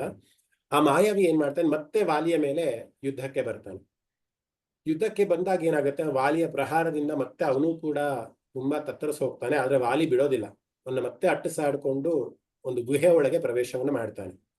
ಆ ಮಾಯಾವಿ ಒಂದು ಗುಹೆ ಒಳಗೆ ಪ್ರವೇಶ ಮಾಡ್ತಾನೆ. ಅಲ್ಲಿ ವಾಲಿ ಮತ್ತೆ ಸುಗ್ರೀವರು ಕೂಡ ಅವನ್ನ ಅಟ್ಟಿಸಾಡ್ಕೊಂಡು, ಅಂದ್ರೆ ಹಿಂದೆನೆ ಹೋಗ್ಕೊಂಡು ಮತ್ತೆ ಅವನ್ನ ಸಾಯಿಸ್ಬೇಕು ಅಂತ ಹೋಗ್ತಾರೆ. ಆದ್ರೆ ವಾಲಿ ಒಂದು ಮಾತನ್ನ ಹೇಳ್ತಾನೆ ಸುಗ್ರೀವನಿಗೆ, ನಾನು ಗುಹೆ ಒಳಗೆ ಪ್ರವೇಶ ಮಾಡಿ ಅವನ್ನ ಸಾಯಿಸಿ ಬರ್ತೀನಿ, ನೀನ್ ಮಾತ್ರ ಸ್ವಲ್ಪ ದಿನಗಳ, ಅಂದ್ರೆ ನಾನು ಬರೋ ತನಕನೂ ಕೂಡ ನನಗೋಸ್ಕರ ನನ್ನ ನಿರೀಕ್ಷಣೆಯಲ್ಲಿ ನೀನು ಆಚೆನೆ ಕಾಯ್ತಾ ಇರು ಅಂತ ಆಜ್ಞೆಯನ್ನ ಮಾಡಿ ಅವನೊಬ್ಬನೇ ಒಳಗಡೆ ಹೋಗ್ತಾನೆ. ಸುಮಾರು ದಿನಗಳು ಯುದ್ಧ ನಡೆಯುತ್ತಂತೆ. ಎಷ್ಟು ದಿನ ಆದ್ರೂ ಕೂಡ ವಾಲಿ ಆ ಗುಹೆಯಿಂದ ಆಚೆನೆ ಬರೋದಿಲ್ಲ. ಈ ಮಾಯಾವಿ ತನ್ನ ಶಕ್ತಿನ ಉಪಯೋಗಿಸ್ಕೊಂಡು ಏನ್ ಮಾಡ್ತಾನೆ, ರಕ್ತದ ಒಂದು ಓಕಳಿಯನ್ನ ಅಥವಾ ರಕ್ತದ ಒಂದು ಸಾಗರವನ್ನ ಆ ಗುಹೆಯಿಂದ ಆಚೆ ಬರೋ ತರ ಮಾಡ್ತಾನೆ. ಆವಾಗ ಸುಗ್ರೀವ ಏನ್ ಅನ್ಕೊಂತಾನೆ, ಓ ನನ್ನ ಅಣ್ಣ ಸಾವನ್ನಪ್ಪಿದ್ದಾನೆ ಈ ಗುಹೆ ಒಳಗಡೆ, ಮಾಯಾವಿ ತುಂಬಾ ಪರಾಕ್ರಮಿ ಆದಂತವನು ಗುಹೆ ಒಳಗೆ ಕರ್ಕೊಂಡು ಹೋಗಿ ನನ್ನ ಅಣ್ಣನನ್ನ ಸಾಯಿಸಿದಾನೆ, ಮತ್ತೆ ಆ ರಾಕ್ಷಸ ಆಚೆ ಬಂದ್ರೆ ನಮ್ಮ ರಾಜ್ಯಕ್ಕೆ ತೊಂದರೆ ಆಗತ್ತೆ ಅನ್ನುವಂತಹ ಉದ್ದೇಶದಿಂದ ಏನ್ ಮಾಡ್ತಾನೆ, ಒಂದು ದಪ್ಪದಾದಂತಹ ಬಂಡೆಯನ್ನ ಆ ದ್ವಾರ ಏನಿತ್ತಲ್ಲ, ಆ ಗುಹೆಯ ದ್ವಾರಕ್ಕೆ ಅಡ್ಡವಾಗಿ ಇಟ್ಬಿಟ್ಟು ಅವನು ಮನೆ ಕಡೆಗೆ ಬಂದ್ಬಿಡ್ತಾನೆ. ಅಂದ್ರೆ ನನ್ನ ಅಣ್ಣ ಸತ್ತೋದ, ವಾಲಿ ಸತ್ತೋದ, ಆ ಮಾಯಾವಿ ನಿಜವಾಗ್ಲೂ ನನ್ನ ಅಣ್ಣನ ಸಾಗಿಸಿರ್ತಾನೆ, ಯಾಕೆಂದ್ರೆ ರಕ್ತಪಾತ ಅನ್ನೋದು ಹರಿತಾ ಇದೆ ಆ ಗುಹೆಯಿಂದ ಅನ್ನುವಂತಹ ರೀತಿಯಲ್ಲಿ ಅರ್ಥೈಸ್ಕೊಂಡು ಏನ್ ಮಾಡ್ತಾನೆ, ಆ ಕಲ್ಲಿನ ಬಂಡೆಯನ್ನ ಮುಚ್ಚಿಬಿಟ್ಟು, ಆ ಗುಹೆಗೆ ಮುಚ್ಚಿಬಿಟ್ಟು ಮತ್ತೆ ಅವನು ತನ್ನ ರಾಜ್ಯಕ್ಕೆ ಬರ್ತಾನೆ. ಸ್ವಲ್ಪ ಒಂದು ದಿನ ಆದ್ಮೇಲೆ ಮತ್ತೆ ವಾಲಿ ಆಚೆ ಬರೋದಕ್ಕೆ ಅಂತ ನೋಡ್ತಾನೆ. ನೋಡಕ್ ಹೋದ್ರೆ ಅಲ್ಲಿ ಆ ಗುಹೆಯ ಬಾಗಿಲನ್ನ ಬಂಡೆಯಿಂದ ಅವನು ಮುಚ್ಚಿಬಿಟ್ಟಿರ್ತಾನೆ. ಮತ್ತೆ ಅವನ ಶಕ್ತಿಯನ್ನು ಉಪಯೋಗಿಸಿ ಆ ಬಂಡೆಯನ್ನ ಛಿದ್ರವನ್ನಾಗಿ ಮಾಡಿ ಆಚೆ ಬಂದು ನೋಡ್ತಾನೆ, ಸುಗ್ರೀವ ನನಗೋಸ್ಕರ ಕಾಯ್ತಾ ಇರ್ತಾನೆ ನನ್ನ ತಮ್ಮ ಅಂತ. ಆದ್ರೆ ಸುಗ್ರೀವ ಅಲ್ಲಿ ಇರೋದಿಲ್ಲ. ಬಹಳ ಕೋಪ ಬರುತ್ತೆ ಅವನಿಗೆ. ನಾನು ಹೇಳಿದೀನಿ ಅವನಿಗೆ, ಅಲ್ಲೇ ಆಚೆ ಕಾಯ್ತಾ ಇರು, ನಾನು ಬರ್ತೀನಿ, ನಾನು ಬರೋ ತನಕ ಎಲ್ಲೂ ಹೋಗ್ಬೇಡ ಅಂತ ಹೇಳಿದ್ದೆ, ಆದ್ರೂ ಕೂಡ ಈ ರೀತಿ ಅವನು ಗುಹೆಯ ಬಾಗಿಲನ್ನು ಕೂಡ ಬಂಡೆಯಲ್ಲಿ ಮುಚ್ಚಿ ಮತ್ತೆ ಅವನು ಹೋಗಿದ್ದಾನೆ ಅಂದ್ಬಿಟ್ಟು ಬಹಳ ಕೋಪವನ್ನ ಮಾಡ್ಕೊಂಡು ಮತ್ತೆ ರಾಜ್ಯಕ್ಕೆ ಬರ್ತಾನೆ. ರಾಜ್ಯಕ್ಕೆ ಬಂದು ನೋಡಿದ್ರೆ ಏನ್ ಮಾಡ್ತಾನೆ, ಇಲ್ಲಿ ಸುಗ್ರೀವ ಮಹಾರಾಜನಾಗಿ ಸಿಂಹಾಸನದ ಮೇಲೆ ಕೂತ್ಕೊಂಡಿರ್ತಾನೆ. ಅಷ್ಟೇ ಅಲ್ಲ, ಈ ವಾಲಿಯ ಹೆಂಡತಿ ತಾರಾ ಅಂತ ಏನಿರ್ತಾಳಲ್ಲ, ಅವಳನ್ನು ಕೂಡ ಪಕ್ಕದಲ್ಲಿ ಕೂರಿಸ್ಕೊಂಡು ಮಹಾರಾಣಿಯ ಪಟ್ಟದಲ್ಲಿ ಕೂರಿಸ್ಕೊಂಡು ಇರ್ತಾನೆ. ಅಂದ್ರೆ ಯಾವುದೇ ರೀತಿಯ ದುರುದ್ದೇಶ ಅಂತ ಅಲ್ಲ, ಅವಳು ರಾಣಿ ನಾನು ರಾಜ ಅನ್ನುವಂತಹ ಒಂದು ಅರ್ಥದಲ್ಲಿ ಕೂತಿರ್ತಾನೆ. ಸೊ ಆಗ ಏನೂ ಕೂಡ ಪರಿಶೀಲನೆ ಮಾಡಿದರೆ ಯಾಕೆ ಏನಾಯ್ತು ಅಂತ ಏನೂ ಕೂಡ ಮಾತಾಡ್ದಲೆ ವಾಲಿ ಸುಗ್ರೀವನ ಒಂದು ರಾಜ್ಯದಿಂದ ಹೊರಗಡೆ ಹಾಕ್ಬಿಡ್ತಾನೆ. ನೀನು ರಾಜ್ಯಕ್ಕೋಸ್ಕರ ಅಥವಾ ನನ್ನ ಹೆಂಡತಿ ಒಂದು ವ್ಯಾಮೋಹಕ್ಕೋಸ್ಕರ ನೀನು ನನ್ನನ್ನ ಗುಹೆನಲ್ಲಿ ಕೂಡಾಕಿ ಬಂದಿದ್ದೆ ಅಥವಾ ಬಂಡೆಯನ್ನು ಸರಿಸಿ ಬಂದಿದ್ದೆ ಅನ್ನುವಂತಹ ಒಂದು ಅಪಾರ್ಥವನ್ನ ಮಾಡಿಕೊಂಡು ಸುಗ್ರೀವನ ಮೇಲೆ ದ್ವೇಷವನ್ನ ಕಾರೋದಕ್ಕೆ ಬರ್ತಾಳೆ. ಅಷ್ಟೇ ಅಲ್ಲದಲ್ಲೂ ಕೂಡ ಸುಗ್ರೀವನ ಹೆಂಡತಿ ರುಮೆ ಅನ್ನುವಂತಹ ಒಂದು ಹೆಂಡತಿ ಇರ್ತಾಳೆ. ಸುಗ್ರೀವನ ಎದುರುಗಡೆನೆ ಆ ರುಮೆಯನ್ನ ಬಲಾತ್ಕಾರವನ್ನಾಗಿ ಮಾಡುವಂತಹ ಒಂದು ಕ್ರಿಯೆಯೂ ಕೂಡ ವಾಲಿ ಮುಂದಾಗ್ತಾನೆ. ಅಂದ್ರೆ ಇನ್ನು ಮುಂದೆ ನನ್ನ ಹೆಂಡತಿ ಆಗಿರ್ತೀಯ, ನಿನ್ನ ಹೆಂಡತಿ ನನ್ನ ಹೆಂಡತಿ ಆಗಿರ್ತಾಳೆ ಅನ್ನುವಂತಹ ಒಂದು ಅರ್ಥದಲ್ಲಿ ರುಮೆಯನ್ನ ಕೂಡ ಅವನು ಒಲಿಸ್ಕೊಂತಾನೆ. ಇಲ್ಲಿ ಅಣ್ಣನ ಒಂದು ಕೋಪಕ್ಕೆ ಅವನು ತಡ್ಕೊಳಕ್ ಆಗ್ದಲೆ ಏನ್ ಮಾಡ್ತಾನೆ, ಸುಗ್ರೀವ ಬಂದು ಈ ಋಷಿಮುಖ ಪರ್ವತದಲ್ಲಿ ಔಚ್ಕೊಂಡು ಕೂತ್ಕೊಂತಾನೆ. ಯಾಕೆ ಋಷಿಮುಖ ಪರ್ವತದಲ್ಲಿ ಹೋಗಿ ಅವನು ಬಚ್ಕೊಂಡು ಕೂತ್ಕೊಂತಾನೆ ಅಂದ್ರೆ, ನಾವಾಗಲೇ ಹೇಳಿದಾಗೆ ಶಾಪ ಇತ್ತಲ್ವಾ, ಇವ್ರು ಶಾಪವನ್ನು ಕೊಟ್ಟಿದ್ರು. ಯಾವಾಗ ಅವನು ಋಷಿಮುಖ ಪರ್ವತಕ್ಕೆ ಕಾಲನ್ನ ಇಡ್ತಾನೆ, ಆಗ ಅವನ ತಲೆ 1000 ಹೋಳುಗಳಾಗಿ ಹೋಗುತ್ತೆ ಅಂತ ಮಾತಂಗ ಋಷಿಗಳು ಶಾಪವನ್ನು ಕೊಟ್ಟಿದ್ರಲ್ಲ. ಆ ಕಾರಣದಿಂದ ಅಲ್ಲಿ ನನ್ನ ಅಣ್ಣ ಬರೋದು ನನ್ನನ್ನ ಸಾಯಿಸೋದಕ್ಕಾಗೋದಿಲ್ಲ ಅನ್ನುವಂಥ ಒಂದು ಇದನ್ನ ಇಟ್ಕೊಂಡು ಋಷಿಮುಖ ಪರ್ವತದಲ್ಲಿ ಅವನು ಔಚ್ಕೊಂತಾನೆ. ಮುಂದೆ ರಾಮನ ಒಂದು ಸಾನ್ನಿಧ್ಯ ಬೆಳೆಯುತ್ತೆ. ರಾಮನಿಗೆ ಎಲ್ಲವನ್ನೂ ಕೂಡ ಎಕ್ಸ್ಪ್ಲೈನ್ ಮಾಡ್ತಾನೆ. ಈ ರೀತಿ ಆಯ್ತು, ನನ್ನ ಅಣ್ಣನೇ ನನಗೆ ಈಗ ವೈರಿ ಆಗಿದ್ದಾನೆ, ನನ್ನ ಹೆಂಡತಿಯನ್ನ ಅವನು ಮೋಹಿಸ್ತಾ ಇದ್ದಾನೆ ಅಥವಾ ಅವನು ಅನುಭವಿಸ್ತಾ ಇದ್ದಾನೆ ಅನ್ನುವಂಥ ಒಂದು ಎಲ್ಲವನ್ನೂ ಕೂಡ ಅವನು ಹಂಚ್ಕೊಳ್ತಾನೆ. ಆಗ ರಾಮನು ಕೂಡ ನನ್ನ ಹೆಂಡತಿಯನ್ನ ಹುಡಿಕೊಡೋದ್ರಲ್ಲಿ ನಿನ್ನ ಒಂದು ಸಹಾಯ ನನಗೆ ಅವಶ್ಯಕತೆ ಇದೆ, ಅದಕ್ಕೋಸ್ಕರ ಧರ್ಮಯುತವಾಗಿ ನಾನು ಕೂಡ ವಾಲಿಯ ಜೊತೆ ಯುದ್ಧವನ್ನ ಮಾಡ್ತೀನಿ ಅಂತ ಸುಗ್ರೀವನನ್ನ ವಾಲಿಯ ಜೊತೆ ಕಳಿಸ್ತಾರೆ. ತುಂಬಾ ದೀರ್ಘವಾಗಿ ಹೇಳ್ತಾ ಇದ್ದೀನಿ ಅನ್ಸುತ್ತೆ ಕತೆ. ಯಾರಿಗಾದ್ರೂ ಬೇಜಾರಾಗಿದ್ರೆ ಅಥವಾ ಇದಾಗಿದ್ರೆ ದಯವಿಟ್ಟು ಕ್ಷಮಿಸಿ. ಯಾಕೆಂದ್ರೆ ಈ ಒಂದು ನಾಮಕ್ಕೆ ನಾನು ಪೂರ್ತಿ ಕತೆ ಹೇಳಿಲ್ಲ ಅಂತಂದ್ರೆ ನಿಮ್ಗೆ ಅರ್ಥ ಆಗಲ್ಲ ಅನ್ನುವಂತಹ ದೃಷ್ಟಿನಲ್ಲಿ ಸಂಪೂರ್ಣವಾಗಿ ಕಥೆಯನ್ನ ಹೇಳುವಂತ ಒಂದು ಪ್ರಯತ್ನ ಮಾಡ್ತಾ ಇದ್ದೀನಿ. ವಾಲಿ ಮತ್ತೆ ಸುಗ್ರೀವರಿಗೆ ಮತ್ತೆ ಯುದ್ಧಕ್ಕೆ ಆಹ್ವಾನವನ್ನ ಮಾಡ್ತಾನೆ ಸುಗ್ರೀವ, ಬಾ ನನ್ನ ಜೊತೆ ಯುದ್ಧ ಮಾಡ್ತೀನಿ ಅಂತ. ನಿಮ್ಗೆಲ್ಲರೂ ಕೂಡ ಗೊತ್ತಿರೋ ಹಾಗೆ ಮರದ ಮರೆಯಲ್ಲಿ ನಿಂತು ರಾಮ ವಾಲಿಯನ್ನ ಸಂಹಾರವನ್ನ ಮಾಡ್ತಾರೆ. ಇಲ್ಲಿ ವಾಲಿ ಇನ್ನೇನು ಸಾಯ್ಬೇಕು ಅನ್ನುವಂಥ ಒಂದು ಪರಿಸ್ಥಿತಿನಲ್ಲಿ ವಾಲಿ ಸುಮಾರು ಪ್ರಶ್ನೆಗಳನ್ನ ಮಾಡ್ತಾನೆ ರಾಮನಿಗೆ. ನಾನು ನಿನ್ನ ಕೇಳಪಟ್ಟಿದ್ದೆ, ಇನ್ನೊಂದು ಬಹಳ ದೊಡ್ಡ ರಾಜ ನೀನು, ಧರ್ಮಯುತವಾದಂತಹ ರಾಜ ನೀನು, ಧರ್ಮನಿಷ್ಠನು, ಬಹಳ ಶ್ರೇಷ್ಠನು, ಪವಿತ್ರನಲ್ಲಿ ಪವಿತ್ರನು ಅಂತಹ ಪುರುಷ ಅಂತ ನಾನು ಕೇಳ್ಪಟ್ಟಿದ್ದೆ. ನೀನು ಬಂದು ಇಂತಹ ಒಂದು ಕೃತ್ಯವನ್ನು ಮಾಡೋದ? ಮರದ ಮರೆಯಲ್ಲಿ ನಿಂತುಕೊಂಡು, ಇದೊಂಥರ ಒಂದು ಫ್ಯಾಮಿಲಿ ಮ್ಯಾಟ್ರ್ ಇದು. ನನ್ನ ಅಣ್ಣ ತಮ್ಮ ಏನೋ ನಮ್ಮದೇ ಆದಂತಹ ಒಂದು ಕೌಟುಂಬಿಕವಾದಂತಹ ಒಂದು ಇದು. ನೀನ್ ಯಾರೋ ಬೇರೆಯವನು, ನೀನು ಬಂದು ನನ್ನ ಬೆನ್ನಿಗೆ ಬಾಣವನ್ನು ಬಿಡುವಂಥದ್ದು ಯಾವ ಧರ್ಮ ಇದು? ನಿನ್ನ ಒಂದು ಪುರುಷತ್ವಕ್ಕೆ ಅಥವಾ ನಿನ್ನ ಒಂದು ಇದಕ್ಕೆ ನಿನಗೆ ನಾಚಿಕೆ ಆಗ್ಬೇಕಲ್ವ ರಾಮ? ಈ ರೀತಿ ಕೆಲಸವನ್ನು ಯಾಕೆ ಮಾಡಿದೆ ಅಂತ ವಾಲಿ ರಾಮನನ್ನ ಪ್ರಶ್ನಿಸ್ತಾನೆ. ಅಷ್ಟೇ ಪ್ರಶ್ನಿಸೋದಲ್ಲ, ಮತ್ತೆ ಇನ್ನೊಂದು ಏನ್ ಹೇಳ್ತಾನೆ ಅಂತಂದ್ರೆ, ನಿಜವಾಗ್ಲೂ ನೀನು ಕ್ಷತ್ರಿಯನೇ ಆಗಿದ್ರೆ, ನನ್ನ ಜೊತೆ ಯುದ್ಧವನ್ನೇ ಮಾಡಿ ಸುಗ್ರೀವನಿಗೆ ನಿಜವಾಗ್ಲೂ ಸಹಾಯನೇ ಮಾಡ್ಬೇಕು ಅಂತ ಇದ್ರೆ ನನ್ನ ಮುಂದೆ ಬರ್ಬೇಕಾಗಿತ್ತು ನೀನು. ನಾನ್ ನಿನ್ನನ್ನ ಕ್ಷಣ ಮಾತ್ರದಲ್ಲಿ ಯಮಲೋಕಕ್ಕೆ ಕಳಿಸ್ತಾ ಇದ್ದೆ, ಯಾಕಂದ್ರೆ ನನ್ನಲ್ಲಿ ಅಷ್ಟು ಸಾಮರ್ಥ್ಯ ಇದೆ. ಅದು ಆಯ್ತು, ಅದು ಬೇಡ, ನಿನಗೆ ಸೀತೆ ಬೇಕು ಅಂತ ಅಂದ್ಬಿಟ್ಟು ನೀನು ನನ್ನ ತಮ್ಮನ ಒಂದು ಸಹವಾಸ ಮಾಡಿದೆ ಅಲ್ವಾ, ತನ್ನ ತಮ್ಮನ ಒಂದು ಸ್ನೇಹವನ್ನ ಮಾಡಿದೆ ಅಲ್ವಾ. ನೀನ್ ಬಂದು ನನ್ನನ್ನೇ ಕೇಳಿದ್ರೆ, ರಾವಣನ್ನ ನಾನು ತುಂಬಾ ವರ್ಷಗಳ ಹಿಂದೆ ನನ್ನ ಮಗನಿಗೆ ಆಟ ಸಾಮಾನಾಗಿ ಮಾಡಿ ಕಟ್ಕೊಂಬಂದು ಕೊಟ್ಟಿದ್ದೆ ಅವನಿಗೆ.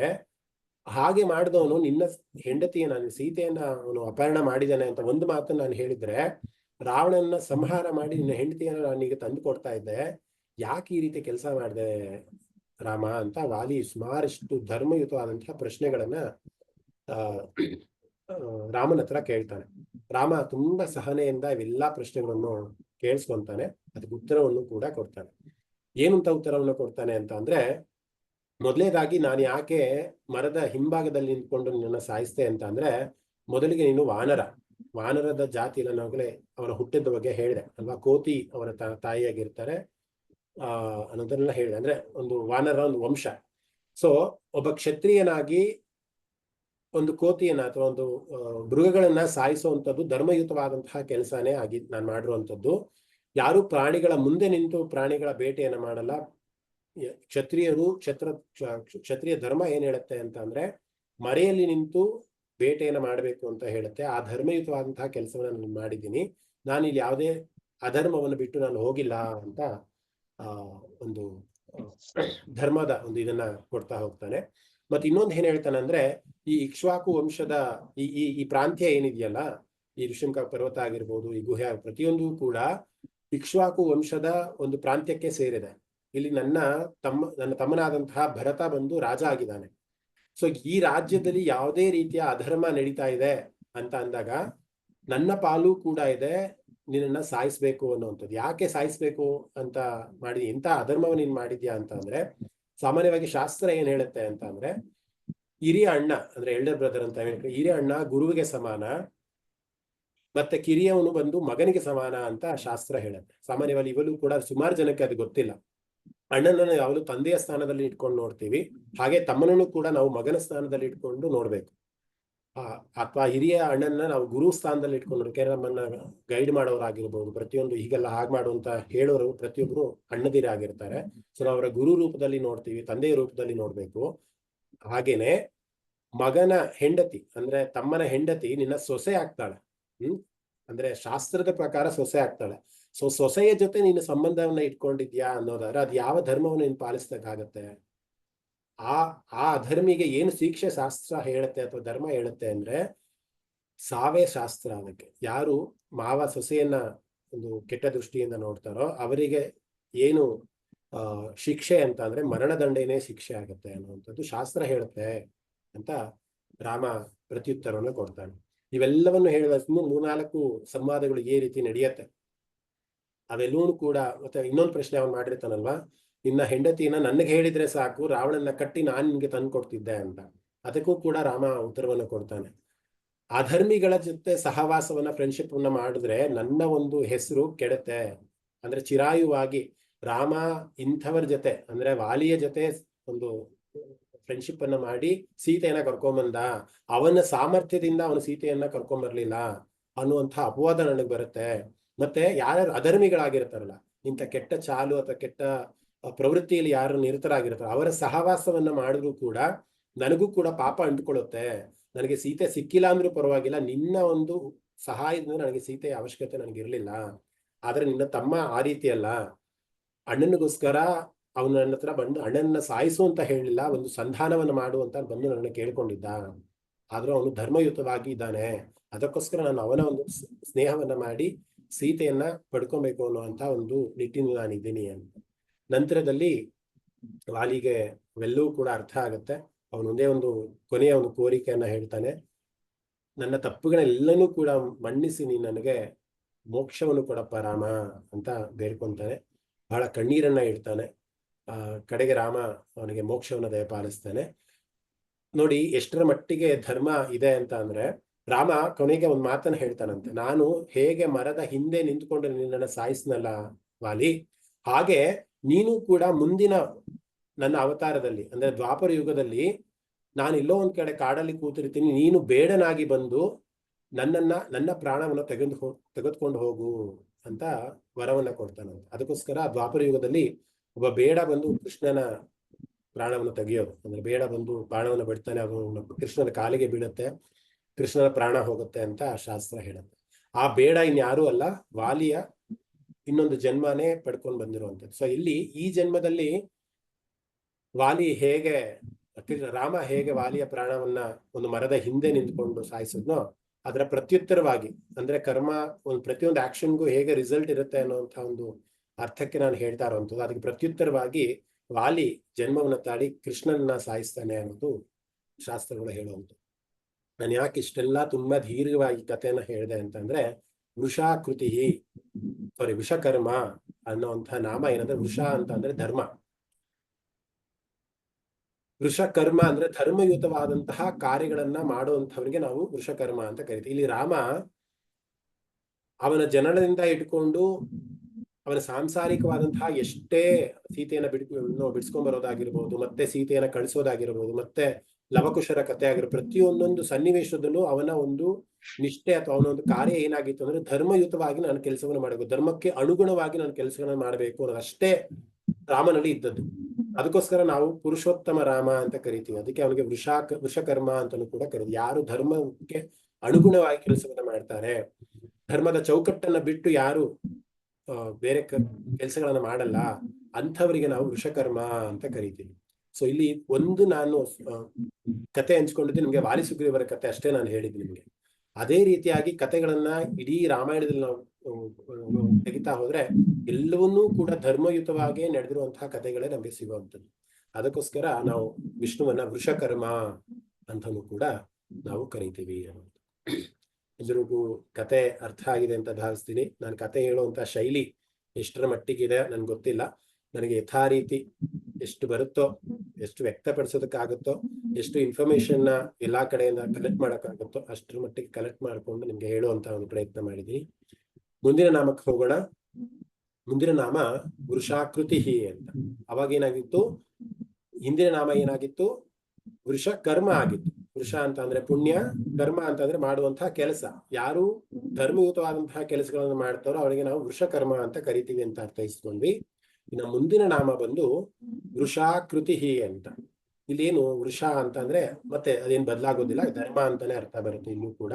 ಇಲ್ಲಿ ಎರಡನೇ ಪದ ಬಂದು ಕೃತಿ ಅಂತ ಇದೆ. ಅಂದ್ರೆ ಧರ್ಮವನ್ನ ಎತ್ತಿ ಹಿಡಿಯಲು ಅವನು ಪ್ರಕಟ ಆಗ್ತಾನೆ ಅನ್ನುವಂಥ ಒಂದು ಅರ್ಥದಲ್ಲಿ ಬರುವಂಥದ್ದು.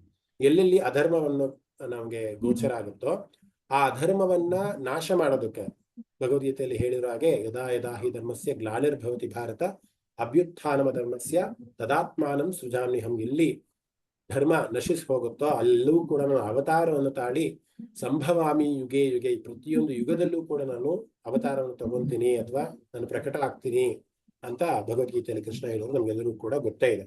ಸೊ ಇಲ್ಲಿ ವೃಷಾ ಕೃತಿ ಅಂತ ಅಂದ್ರೆ ಧರ್ಮವನ್ನ ಎತ್ತಿ ಹಿಡಿಯಲು ಅವನು ಪ್ರಕಟ ಆಗ್ತಾನೆ ಅಂತ. ಇಲ್ಲಿ ವೃಷ ಅಂತ ಅಂದ್ರೆ ಪದದ ಅರ್ಥ ಧರ್ಮ ಅನ್ನುವಂಥದ್ದು. ಇನ್ನ ಕೃತಿ ಅಂತ ಅಂದ್ರೆ ಅದಕ್ಕೆ ರೂಪ ಅನ್ನುವಂಥದ್ದು. ಅದಕ್ಕೋಸ್ಕರ ಅವರ ರೂಪವೇ ಧರ್ಮ ಆಗಿದೆ ಅಂತ. ಯಾರ ರೂಪ ಧರ್ಮ ಆಗಿದೆ? ವಿಷ್ಣುವಿನ ರೂಪವೇ ಧರ್ಮ ಆಗಿದೆ. ಅವನು ಧರ್ಮದ ಒಂದು ಸಾಕಾರ ರೂಪಿಯಾಗಿದ್ದಾನೆ ಅನ್ನುವಂತಹ ಒಂದು ಅರ್ಥದಲ್ಲಿ ಈ ಒಂದು ನಾಮ ಇದೆ, ವೃಷಾಕೃತಿ ಅನ್ನುವಂತಹ ಒಂದು ನಾಮ. ಒಂದೇ ಒಂದು ನಿಮಿಷ ನೀರು.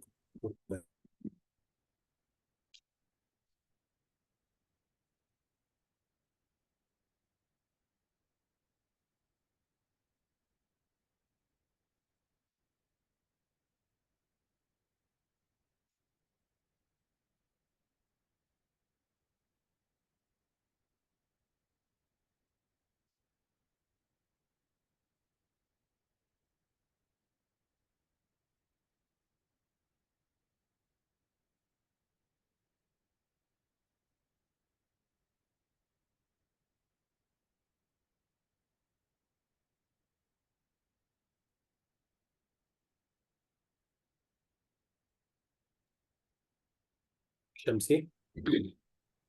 ಸೊ ಯಾರು ಧರ್ಮದ ಒಂದು ಹಾದಿಯಲ್ಲಿ ಇರ್ತಾರೆ ಅಥವಾ ಧರ್ಮದ ಸ್ವರೂಪವಾಗಿರ್ತಾರೆ ಅಥವಾ ಧರ್ಮವನ್ನು ಎತ್ತಿ ಹಿಡಿಯಲು ಯಾರು ಪ್ರಕಟ ಆಗ್ತಾರೆ ಅಂಥವರಿಗೆ ನಾವು ವೃಷಾಕೃತಿ ಅಂತ ಕರಿತೀವಿ ಅಂತ ನಾವು ಅರ್ಥೈಸ್ಕೊಂಡು, ಇದನ್ನ ಒಂದು ಕಥೆಯ ಮುಖಾಂತರ ನಾವು ಅರ್ಥೈಸ್ಕೊಬೇಕು ಅಂತ ಅಂದ್ರೆ ಮತ್ತೆ ನಾನು ರಾಮಾಯಣದ ಒಂದು ಕಥೆಯನ್ನೇ ತಗೊಂತೀನಿ. ಸಾಮಾನ್ಯವಾಗಿ ಈ ಒಂದು ಕತೆ ಯಾರಿಗೂ ಗೊತ್ತಿರಲಿಕ್ಕಿಲ್ಲ ಅನ್ಸುತ್ತೆ ಅಂತ ಭಾವಿಸ್ತೀನಿ, ಆದ್ರೂ ಕೇಳಿ, ಈ ಕತೆ ತುಂಬಾ ಚೆನ್ನಾಗಿದೆ. ನಿಮ್ಗೆ ಗೊತ್ತಿರೋ ಹಾಗೆ ರಾವಣನ ಮೇಲೆ ಯುದ್ಧಕ್ಕೆ ಹೋಗ್ತಾನೆ. ಮೊದಲಿಗೆ ರಾವಣ ಬರೋದಿಲ್ಲ ಯುದ್ಧ ಮಾಡ್ಲಿಕ್ಕೆ, ಅವರ ಒಂದು ಸಹಚರನನ್ನ ಕಳಿಸ್ತಾನೆ. ಮತ್ತೆ ನಿಮ್ಗೆಲ್ಲರೂ ಕೂಡ ಗೊತ್ತಿದೆ, ರಾವಣನೇ ಪಂಡಿತನಾಗಿ ಬಂದು ಪೌರೋಹಿತ್ಯವನ್ನು ಮಾಡಿ ಕಂಕಣವನ್ನ ರಾಮನಿಗೆ ಕಟ್ಟು ಹೋಗುವಂತಹ ಒಂದು ಪರಿಸ್ಥಿತಿ ಬಂದಿತ್ತು. ಯಾಕೆಂದ್ರೆ ರಾವಣ ಬಂದು ಎಲ್ಲಾ ವೇದಗಳನ್ನ, ಚತುರ್ವೇದಗಳನ್ನು ಕಲ್ತಿರುವಂತ ಮಹಾಜ್ಞಾನಿ ಆಗಿದ್ದ. ರಾವಣ ಏನು ತುಂಬಾ ಸಾಧಾರಣವಂತಹ ಮನುಷ್ಯ ಅಲ್ಲ. ನಮ್ಮ ಶಿವನನ್ನ ಮೆಚ್ಚಿಸಿ ಅವನ್ ಏನ್ ಕೇಳಿದ್ರು ಕೂಡ, ಒಂದು ಬಾರಿ ರಾವಣ ತನ್ನ ಶಿವನ ಹೆಂಡತಿಯನ್ನೇ ಕೇಳಿದ್ರು ಕೂಡ ಶಿವನು ಕರ್ಕೊಂಡು ಹೋಗಪ್ಪ ಅಂತ ಕಳಿಸಿರುವಂತಹ ಉದಾಹರಣೆಯನ್ನು ಕೂಡ ನಾವು ಕಥೆಗಳಲ್ಲಿ ನೋಡ್ತೀವಿ. ಅಂದ್ರೆ ಎಷ್ಟರ ಮಟ್ಟಿಗೆ ಅವನ ಭಕ್ತಿ ಇತ್ತು ಶಿವನ ಮೇಲೆ ಅಂತ. ಆತ್ಮಲಿಂಗದ ಕಥೆ ಆಗಿರ್ಬೋದು, ಅಥವಾ ಅವನು ಕರ್ಣನ್ನ ಬಗೆದು ವೀಣೆಯನ್ನ ಮಾಡಿ ಸ್ತೋತ್ರವನ್ನ ಹೇಳಿರುವಂತ ಕಥೆ ಆಗಿರ್ಬೋದು. ಎಲ್ಲವೂ ಕೂಡ ರಾಮನಿಗಿಂತ ರಾವಣ ಒಂದು ಕೈ ಧರ್ಮದಲ್ಲಿ ಅಥವಾ ಶಾಸ್ತ್ರದಲ್ಲಿ ಅಥವಾ ಅಧ್ಯಯನದಲ್ಲಿ ಮೇಲು ಅಂತಾನೆ ಹೇಳು. ಅಂತಹ ಸತ್ಪುರುಷ ಆಕ್ಚುಲಿ ರಾವಣ. ಆದ್ರೆ ಸೀತೆಯ ಅಪಹರಣದ ಒಂದೇ ಒಂದು ಸನ್ನಿವೇಶ ಅವನ ಒಂಥರ ವಿಲನ್ ಆಗಿ ಮಾಡೋದಕ್ಕೆ ಪರಿವರ್ತನೆ ಆಯ್ತು ಅಂತ ಅನ್ಬೋದು. ಸೊ ಇನ್ನ ಕತೆಗೆ ಬರೋಣ. ರಾವಣನ ಕೊಲ್ಬೇಕು ಅಂದಾಗ ಅವನ ಮಗನಾದಂತಹ ಇಂದ್ರಜಿತ್ತನ್ನ ಕಳಿಸ್ತಾನೆ. ಅಂದ್ರೆ ಸುಮಾರು ಪರೀಕ್ಷೆಗಳಾದ್ಮೇಲೆ, ಅಂದ್ರೆ ಅವರೆಲ್ಲ ಸಹಚರರೆಲ್ಲರನ್ನೂ ಕೂಡ ಕಳಿಸಾದ್ಮೇಲೆ, ಸೋತಾದ್ಮೇಲೆ ಮಗನೇ ಒಪ್ಕೊಂತ ನಾನು ಹೋಗಿ ಈ ಒಂದು ಯುದ್ಧವನ್ನ ಮಾಡಿ ಗೆಲುವನ್ನ ತಂದು ಕೊಡ್ತೀನಿ ಅಂತ ಇಂದ್ರಜಿತ್ ಅಂತ. ಯಾಕೆ ಅವನಿಗೆ ಇಂದ್ರಜಿತ್ ಅಂತ ಹೆಸರು ಬಂತು ಅಂದ್ರೆ ಆ ಕಾಲದಲ್ಲಿ ಅವನು ಇಂದ್ರನನ್ನೇ ಜಯಿಸಿದ್ದ, ಅದಕ್ಕೋಸ್ಕರ ಅವನಿಗೆ ಇಂದ್ರಜಿತ್ ಅಂತ ಹೆಸರು. ಇಂದ್ರನನ್ನೇ ಜಯಿಸಿ ಬಂದಂತಹ ಮಗ ರಾವಣನ ಮಗ ಆಗಿದ್ದ, ಅದಕ್ಕೋಸ್ಕರ ಅವನಿಗೆ ಇಂದ್ರಜಿತ್ ಅಂತ ಹೆಸರು ಕೂಡ ಬಂತು ಅಂತ ಹೇಳ್ತಾರೆ. ಸೊ ಆ ರೀತಿ ಇಂದ್ರಜಿತ್ ಬಂದು ಲಕ್ಷ್ಮಣನ ಮೇಲೆ ಯುದ್ಧಕ್ಕೆ ಬರ್ತಾನೆ. ಲಕ್ಷ್ಮಣನ ಮೇಲೆ ಬಂದಾಗ ಎಲ್ಲಾ ಬಾಣಗಳು ಕೂಡ ಆ ಶತ್ರುವಿನ ಮೇಲೆ ಪ್ರಭಾವವನ್ನು ಬೀರ್ತಾ ಇರುತ್ತೆ. ಅದಕ್ಕೆ ಜಲ್ದಿ ಕೊಡು ಅಂತ ಹೇಳೋದು. ಏನ್ ನೋಡ್ತಿದ್ದೆ ಬದನೆಕಾಯ. ಸೊ ಯುದ್ಧದ ಸೆಟ್ಟಿಂಗ್ಸ್ ಚೇಂಜ್ ಮಾಡ್ತೀನಿ.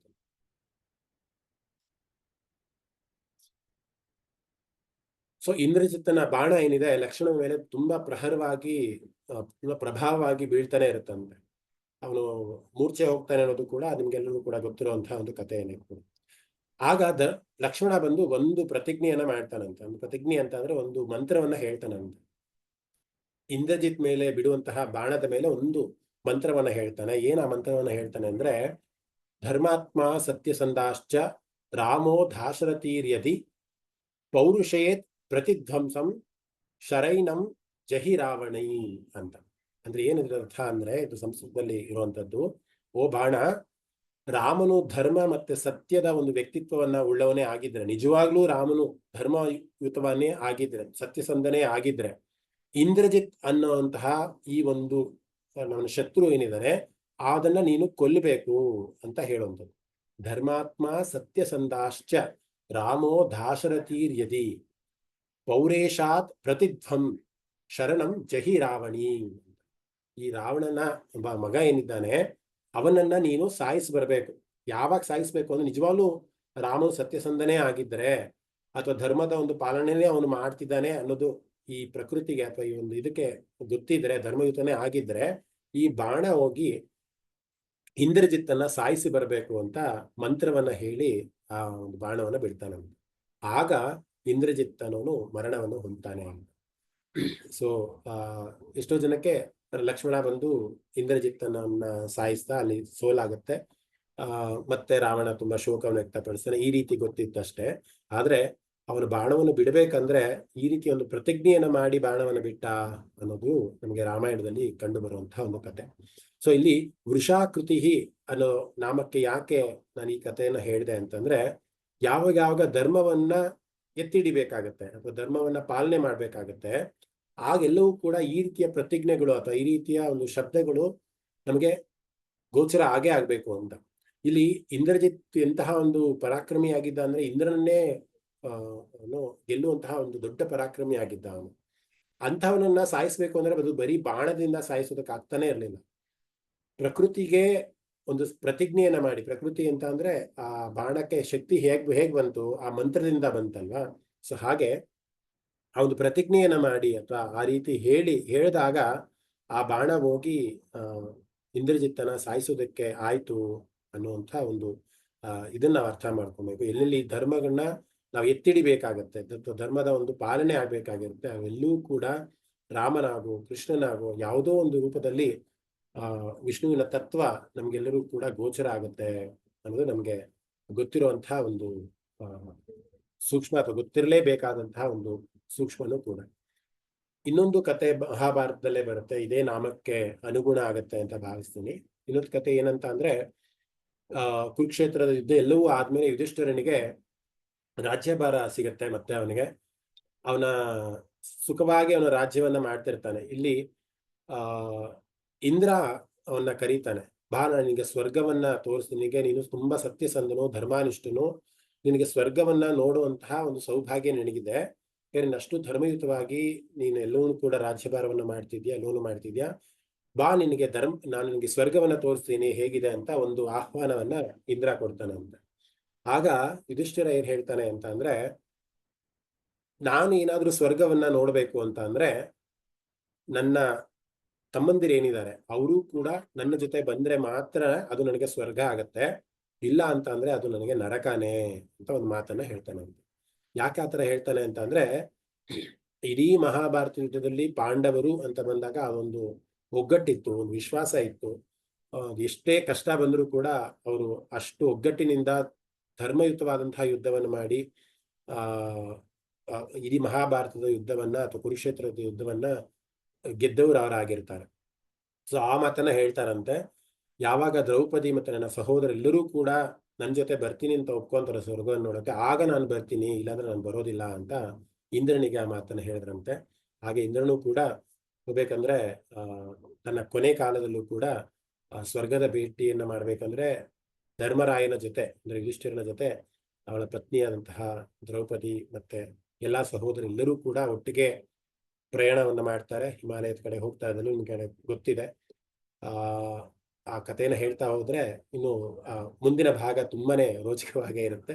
ಇನ್ನು ಯಾವ್ದಾದ್ರು ಒಂದು ನಾಮವನ್ನು ತಗೊಂಡು ಹೇಗೆ ಪಾಂಡವರ ಒಂದು ಆಹುತಿ ಆಯ್ತು, ಯಾರು ಮೊದಲು ಸತ್ರು, ಧರ್ಮರಾಯನೇ ಬಂದ ನಾಯಿ ರೂಪದಲ್ಲಿ ಯಮರಾಜನೇ ಬಂದು ಯುಧಿಷ್ಠಿರನ ಕರ್ಕೊಂಡು ಹೋಗ್ತಾನೆ, ನಿಮ್ಗೆಲ್ಲರೂ ಕೂಡ ಗೊತ್ತಿರಬಹುದು. ಕಡೆಗೆ ನೀನು ಪ್ರವೇಶ ಮಾಡ್ಬೇಕು ಸ್ವರ್ಗ ಅಂದಾಗ ಆ ನಾಯಿಯನ್ನ ಒಳಗಡೆ ಬಿಡೋದಿಲ್ಲ ಅಂತ ಹೇಳ್ತಾರೆ. ಅವಾಗ ಯುಧಿಷ್ಠಿರ ಕೇಳ್ತಾನೆ, ಸುಮಾರು ಕಿಲೋಮೀಟರ್ ಗಟ್ಟಲೆ ನನ್ನವನ್ನೇ ಹಿಂಬಾಲಿಸಿ ಬಂದಿದೆ ಅದು, ಇದಕ್ಕೂ ಕೂಡ ಅರ್ಹತೆ ಇದೆ ನನ್ನ ಜೊತೆ ಬರ್ಲಿಕ್ಕೆ ಸ್ವರ್ಗಕ್ಕೆ, ಇದನ್ನು ಕೂಡ ಕರ್ಕೊಂಡು ಹೋಗಿ ಅಂತ ಯುಧಿಷ್ಠಿರ ಹೇಳ್ತಾನಂತೆ. ಆಗ ನಿಜವಾದ ಸ್ವರೂಪವನ್ನ, ಅಂದ್ರೆ ಯಮನ ಸ್ವರೂಪವನ್ನ ಆ ತೋರಿಸುವಂಥದ್ದು. ಸೊ ಇದು ಯಾಕೆ ಎಲ್ಲಾನು ಹೇಳ್ತಾ ಇದ್ದೀನಿ ಅಂದ್ರೆ, ಯಾರು ಧರ್ಮವನ್ನ ಆಚರಿಸ್ತಾ ಇರ್ತಾರೆ, ಧರ್ಮದ ಪಾಲನೆಯನ್ನ ಮಾಡ್ತಿರ್ತಾರೆ, ಅಂಥವರಿಗೆ ಯಮನೇ ಬಂದು ಕರ್ಕೊಂಡು ಹೋಗ್ತಾನೆ. ಅವ್ರ ಸಹಚರನ್ನ ಕಳ್ಸೋದಿಲ್ಲ ಅವನು. ಅವ್ನು ಬಂದು ಒಂಥರ ಎಸ್ಕಾಟ್ ಮಾಡೋ ತರ ಅವನನ್ನು ಕರ್ಕೊಂಡು ಹೋಗಿ ಸ್ವರ್ಗಕ್ಕೆ ಅವನು ದಾರಿಯನ್ನ ಮಾಡ್ಕೊಡ್ತಾನೆ ಅನ್ನುವಂಥ ಒಂದು ಇದನ್ನ ನಾವೆಲ್ಲರೂ ಕೂಡ ಅರ್ಥ ಮಾಡ್ಕೊಬೇಕು. ಇಲ್ಲಿ ವೃಷಾಕೃತಿ ಅನ್ನುವಂಥ ನಾಮಕ್ಕೆ ಏನಂದ್ರೆ, ಧರ್ಮವನ್ನು ಯಾರು ಎತ್ತಿಡಿತಾರೆ, ಧರ್ಮದ ಪಾಲನೆಯಲ್ಲಿ ಯಾರು ನಿರತರಾಗಿರ್ತಾರೆ, ನಾವಾಗಿರ್ಬೋದು ಯಾರ್ಯಾಗಿರ್ಬೋದು, ಅಲ್ಲಿ ವಿಷ್ಣು ತತ್ವ ಇದೆ ಅನ್ನೋದನ್ನ ನಾವು ಅರ್ಥ ಮಾಡ್ಕೊಬೇಕು. ಇಲ್ಲಿ ಲಕ್ಷ್ಮಣ ಇಂದ್ರಜಿತ್ ಸಾಯಿಸಿದ್ದು ಕೂಡ ವಿಷ್ಣು ತತ್ವದಿಂದನೇ. ಯಾಕೆಂದ್ರೆ ಧರ್ಮನಿಷ್ಠನಾಗಿದ್ದ ರಾಮ, ಅದರಿಂದ ಇಂದ್ರಜಿತ್ ಸಾವನ್ನ ಅನುಭವಿಸಿದ. ಇನ್ನ ಎರಡನೇ ಕಥೆಯಲ್ಲೂ ಕೂಡ ಯುಧಿಷ್ಠಿರ ಸ್ವರ್ಗವನ್ನ ಕಾಣ್ಬೇಕು ಅಂದಾಗ ಅವನ ಧರ್ಮನಿಷ್ಠೆ ಅವನಿಗೆ ಸಹಾಯ ಮಾಡ್ತಾ ಬಿಟ್ರೆ, ಇಲ್ಲಾಂದ್ರೆ ಅವನು ಆ ತರದ್ ವ್ಯಕ್ತಿತ್ವ, ಧರ್ಮವನ್ನ ಪಾಲನೆ ಮಾಡಲಿ ಧರ್ಮರಾಯ ಅಂತ ಯಾರು ಕರೀತಾನೆ ಇರಲಿಲ್ಲ, ಯುಧಿಷ್ಠಿರ ಅಂತಾನೆ ಕರೀತಾ ಇದ್ರು ಅಂತ ನಾವೆಲ್ಲರೂ ಕೂಡ ಅರ್ಥ ಮಾಡ್ಕೋಬಹುದು. ಇನ್ನ ಮುಂದಿನ ನಾಮಕ್ಕೆ ಹೋಗೋಣ. ಮುಂದಿನ ನಾಮ ಬಂದು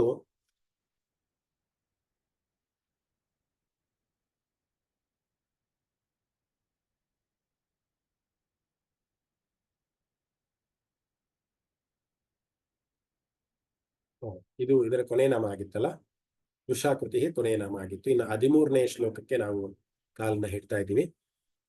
ಯಾರಾದ್ರೂ ಒಬ್ರು ಅನ್ಮ್ಯೂಟ್ ಮಾಡ್ಕೊಳ್ಳಿ, ಈ ಶ್ಲೋಕವನ್ನ ಅರ್ಥ ಮಾಡ್ಕೊಳ್ಳೋಣ. ಒಂದು ನಾಮ ಮಾಡ್ಲಿಕ್ಕೆ ಆಗತ್ತೆ ಅನ್ಸುತ್ತೆ ಇವತ್ತು. ಸೊ ಅನ್ಮ್ಯೂಟ್ ಮಾಡ್ಕೊಳ್ಳೋಕೆ ಅವಕಾಶವನ್ನ ಕೊಡ್ತೀನಿ. ಯಾರು ಹೇಳ್ತೀರಾ? ಉಷಾ ಶಾನ್ಭೋಗ್ ಭಗಿನಿ, ನಮಸ್ತೆ.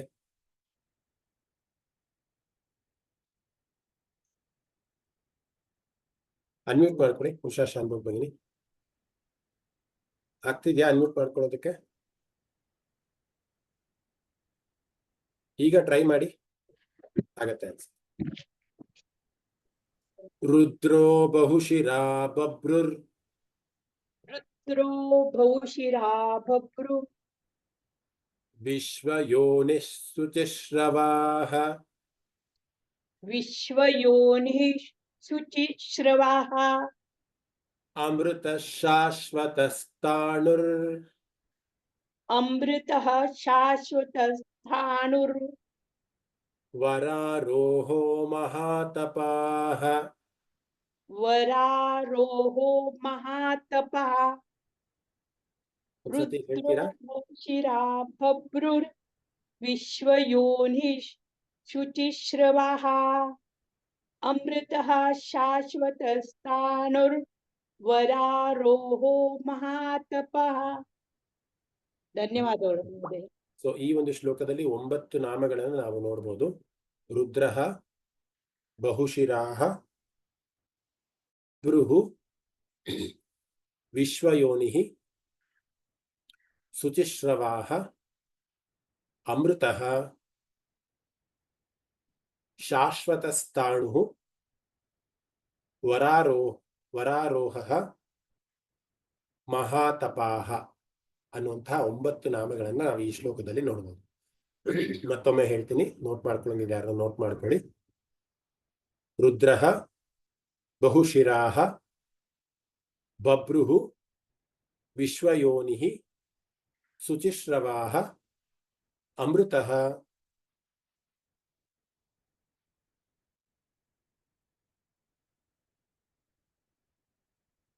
ಶಾಶ್ವತಸ್ಥಾಣುಃ,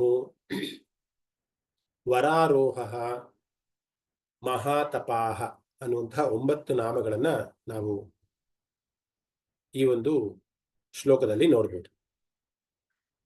ಮೊದಲನೇ ನಾಮ ಬಂದು ರುದ್ರಃ ಅಂತ. ಸಾಮಾನ್ಯವಾಗಿ ನಾವು ಈಶ್ವರನಿಗೆ ರುದ್ರಃ ಅಂತ ಕರಿತೀವಿ. ಅಂದ್ರೆ ರುದ್ರ ಅಂತ ಅಂದ್ರೆ ಈಶ್ವರ ಅಂತ ನಮಗೆ ಸಾಮಾನ್ಯವಾಗಿ ಗೊತ್ತಿರುವಂತಹ ಒಂದು ಇದು. ಆದ್ರೆ ವಿಷ್ಣು ಸಹಸ್ರನಾಮದಲ್ಲಿ ಯಾಕೆ ರುದ್ರನ ಒಂದು ಹೆಸರು ಬಂದಿದೆ, ಅಥವಾ ಯಾಕೆ ನಾವು ವಿಷ್ಣುವನ್ನ ರುದ್ರ ಅಂತ ಕರಿತೀವಿ ಅನ್ನೋದನ್ನ ನಾವು ತಿಳ್ಕೊಳ್ಳೋದಾದ್ರೆ, ಶಿವ ಅಂತ ಅಂದ್ರೆ ನಮ್ಗೆಲ್ಲರೂ ಕೂಡ ಗೊತ್ತಿರೋ ಹಾಗೆ ಲಯಕರ್ತ ಅವನು ಅಲ್ವಾ. ಲಯದ ಒಂದು ಸ್ವರೂಪವನ್ನ ಇಟ್ಕೊಂಡಿರುವಂತವನು. ಒಂದೇ ನಿಮಿಷ ಚಾರ್ಜ್.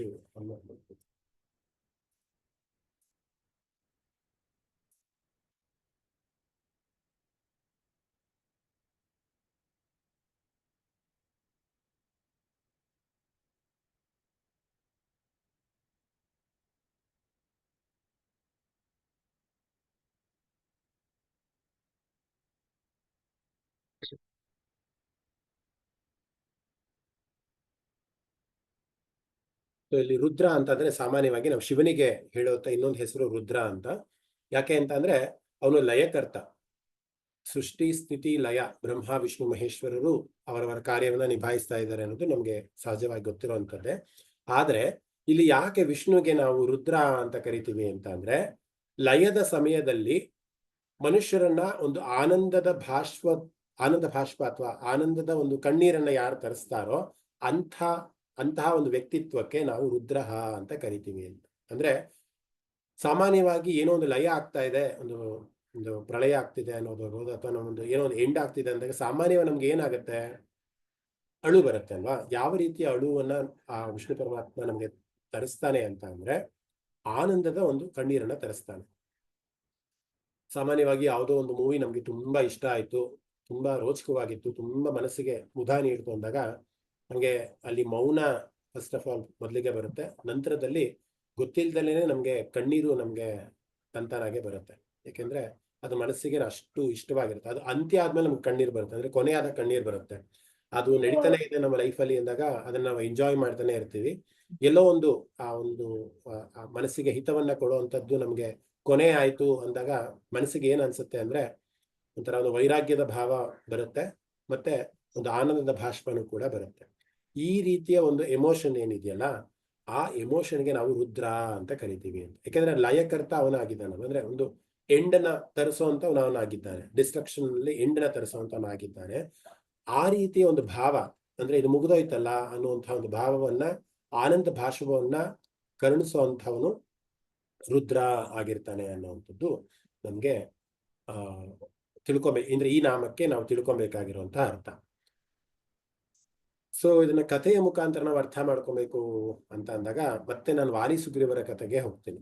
ಯಾಕೆ ವಾಲಿ ಸುಗ್ರೀವರ ಕಥೆಗೆ ಹೋಗ್ತೀನಿ ಅಂದಾಗ, ನಿಮ್ಗೆ ನಾನು ಕಥೆ ಎಲ್ಲಿನ ತನಕ ಹೇಳಿದ್ದೆ ಅಂತ ಅಂದ್ರೆ, ಅವನ ಸಂವಾದ ನಡೆಯುತ್ತೆ ವಾಲಿಗೆ ಮತ್ತೆ ರಾಮನಿಗೆ. ರಾಮ ಎಲ್ಲವೂ ಕೂಡ ಧರ್ಮದ ಒಂದು ಚೌಕಟ್ಟಿನಲ್ಲೇನೆ ಅವನ ಎಲ್ಲಾ ಕೆಲಸಗಳನ್ನ ಮಾಡಿದ್ದಾನೆ ಅನ್ನೋದನ್ನ ಅವನು ಅವಾಗಲೇ ನಿಮ್ಗೆ ಎಲ್ಲರಿಗೂ ಹೇಳಿದೆ.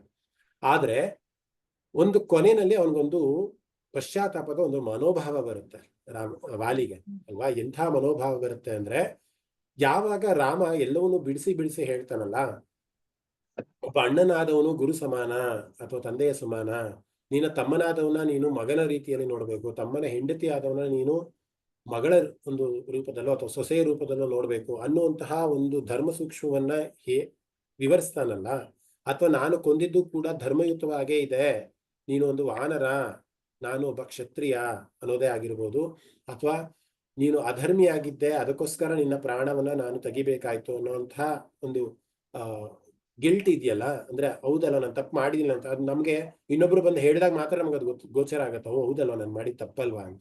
ಅಲ್ಲಿ ತನಕ ನಮ್ಗೆ ತಪ್ಪಾಗಿ ಅನ್ಸ್ತಾನೆ ಇರೋದಿಲ್ಲ. ಅದು ಸಾಮಾನ್ಯ ವ್ಯಕ್ತಿತ್ವನೇ ಹಾಗೆ. ಇವತ್ತು ನಾನೇನೋ ತಪ್ಪು ಮಾಡ್ತೀನಿ ಅಂದ್ರೆ ಎಷ್ಟೋ ಸತಿ ನಮ್ಗೆ ಗೊತ್ತಿದ್ರು ಕೂಡ ಆ ತಪ್ಪನ್ನ ಮಾಡ್ತಿರ್ತೀವಿ. ಇನ್ನೊಬ್ರು ಯಾರೋ ಬಂದು ಆ ಒಂದು ತಪ್ಪನ್ನ ನಮ್ಗೆ ತಿಳಿ ಹೇಳೋ ತರ, ಅಥವಾ ನೀನ್ ಮಾಡ್ತಾ ನಿಜವಾಗ್ಲೂ ತಪ್ಪಿದೆ ಅಂತ ಹೇಳಿದಾಗ ಮಾತ್ರ ನಮ್ಗದೊಂಥರ ಗಿಲ್ಟ್ ಕಾಡುತ್ತೆ. ಇಷ್ಟು ವರ್ಷಗಳ ಕಾಲ ನಾನು ತಪ್ಪುಗಳನ್ನೇ ಮಾಡ್ತಾ ಬಂದಿದ್ದೀನಲ್ಲ ಅನ್ನೋಂಥ ಒಂದು ಗಿಲ್ಟ್ ಕಾಡುತ್ತೆ. ಸೊ ಇಲ್ಲಿ ವಾಲಿಗೂ ಕೂಡ ಆಗಿದ್ದು ಅದೇನೆ. ತನ್ನ ಮರಣದ ಸಮಯದಲ್ಲಿ ಅವನು ಒಂದು ಶರಣಾಗತಿಯಾಗಿ ಕೇಳಿದಾನೆ, ತುಂಬಾ ರೋದನೆಯಲ್ಲಿ ಕೇಳ್ತಾನಂತೆ, ನಾನು ಬಹಳಷ್ಟು ತಪ್ಪುಗಳನ್ನು ಮಾಡಿದ್ದೀನಿ, ದೇಹ ತ್ಯಾಗವನ್ನು ಮಾಡ್ತಿದ್ದೀನಿ, ಈಗ ನೀ ನನ್ನ ಸಾಯಿಸ್ಬಿಟ್ಟಿದ್ಯಾ, ಬೇರೆ ಏನೇನು ದಾರಿ ಇಲ್ಲ, ನನ್ನ ಮಗನಿಗೆ ನೀನು ಒಳ್ಳೆಯ ಒಂದು ಸಂಸ್ಕಾರವನ್ನ ಕೊಡು, ನಿನ್ನ ಜೊತೆ ನನ್ನ ಮಗನನ್ನ ನೀನು ಇಟ್ಕೋ ಅನ್ನೋದು ಒಂದನ್ನ ಅವನು ಬೇಡ್ಕೊಂತಾನೆ. ಮತ್ತೆ ಇನ್ನೊಂದು ಏನ್ ಬೇಡ್ಕೊಂತಾನೆ ಅಂದ್ರೆ, ನನಗೆ ಮುಕ್ತಿಯನ್ನ ಕೊಡು, ಇಷ್ಟೆಲ್ಲಾ ತಪ್ಪುಗಳನ್ನು ಮಾಡಿದ್ರೂ ಸರಿ, ನನಗೆ ಒಂದೇ ಕೋರಿಕೆ ಏನಿದೆ ಅಂದ್ರೆ ರಾಮ, ನನಗೆ ಮುಕ್ತಿಯನ್ನ ನೀನು ದಯಪಾಲಿಸ್ಬೇಕು ಅಂತ. ಅದಕ್ಕೆ ತಥಾಸ್ತು ಅಂತ ರಾಮ ಹೇಳ್ತಾನೆ. ಅಷ್ಟು ತಪ್ಪುಗಳನ್ನು ಮಾಡಿದ್ರು ಕೂಡ ಆ ತಪ್ಪುಗಳನ್ನ ಕ್ಷಮಿಸುವಂತಹ ಗುಣ ಅನ್ನೋದು ಕೂಡ ಅದು ಕೂಡ ಒಂದು ಗುಣ ಅಂತಾನೆ, ರಾಮನ ಒಂದು ಗುಣ ಅಂತಾನೆ ಹೇಳ್ಬೋದು. ನಾನು ಯಾಕೆ ಈ ನಾಮಕ್ಕೆ ಅದನ್ನ ಹೇಳ್ತಾ ಇದ್ದೀನಿ ಅಂದ್ರೆ, the one who gets tears ಅಂದ್ರೆ ಅಂತ್ಯಕಾಲದಲ್ಲಿ ಒಂದು ಆನಂದ ಬಾಷ್ಪ. ಅಲ್ಲಿ ನಿಜವಾಗ್ಲೂ ರೋದನೆಯಿಂದ ವಾಲಿ ಸತ್ತಿದ್ದಲ್ಲ, ಅವನಿಗೆ ಒಂದು ಗಿಲ್ಟ್ ಇತ್ತು, ನಾನು ಮಾಡಿದ್ದೆಲ್ಲ ತಪ್ಪು, ಇವಾಗ್ಲಾದ್ರೂ ನನಗೆ ಮೋಕ್ಷ ಸಿಗ್ತಾ ಇದೆಯಲ್ಲ ನಾನು ಮಾಡ್ತಾ ಇರುವಂತಹ ಕೆಲಸದಿಂದ ಅನ್ನುವಂತಹ ಒಂದು ಪಶ್ಚಾತ್ತಾಪದಿಂದ ಒಂದು ಮನೋಭಾವ ಇತ್ತು.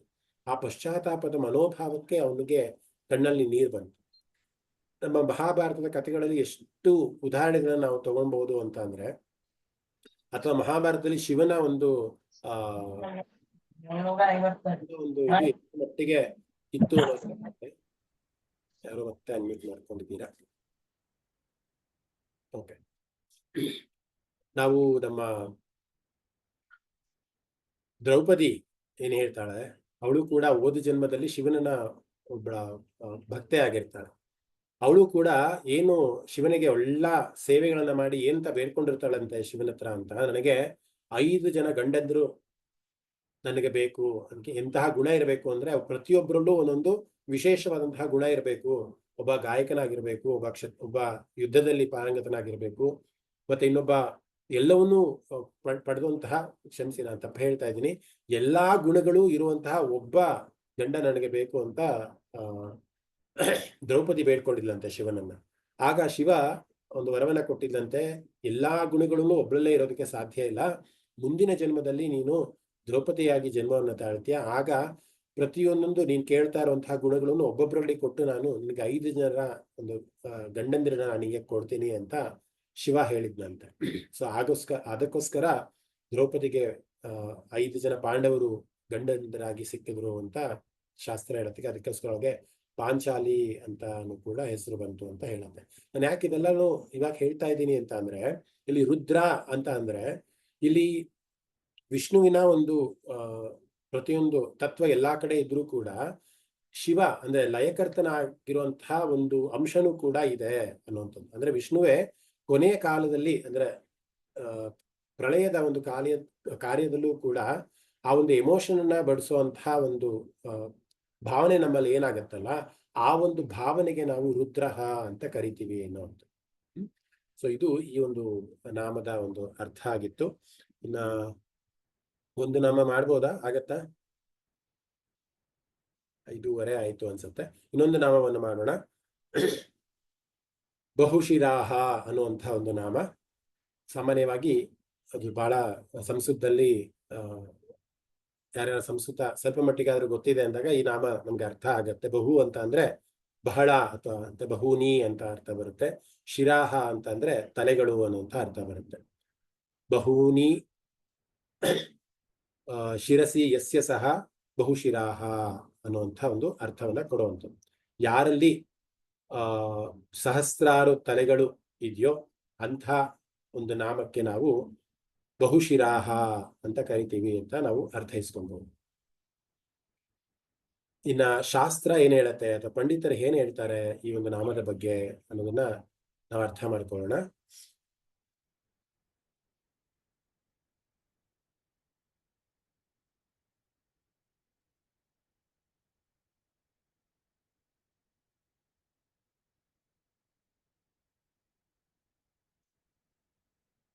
ಪುರುಷ ಸೂಕ್ತದಲ್ಲಿ ಕೂಡ ಒಂದು ಮೊದಲನೇ ಶ್ಲೋಕದಲ್ಲೇ ಒಂದು ಮಾತು ಬರುತ್ತೆ, ಸಹಸ್ರ ಶೀರ್ಷ ಪುರುಷ ಅಂತಂದ್ರೆ ಭಗವದ್ಗೀತೆಯಲ್ಲೂ ಕೂಡ ಅದೇ ಮಾತೇ ಬರುತ್ತೆ.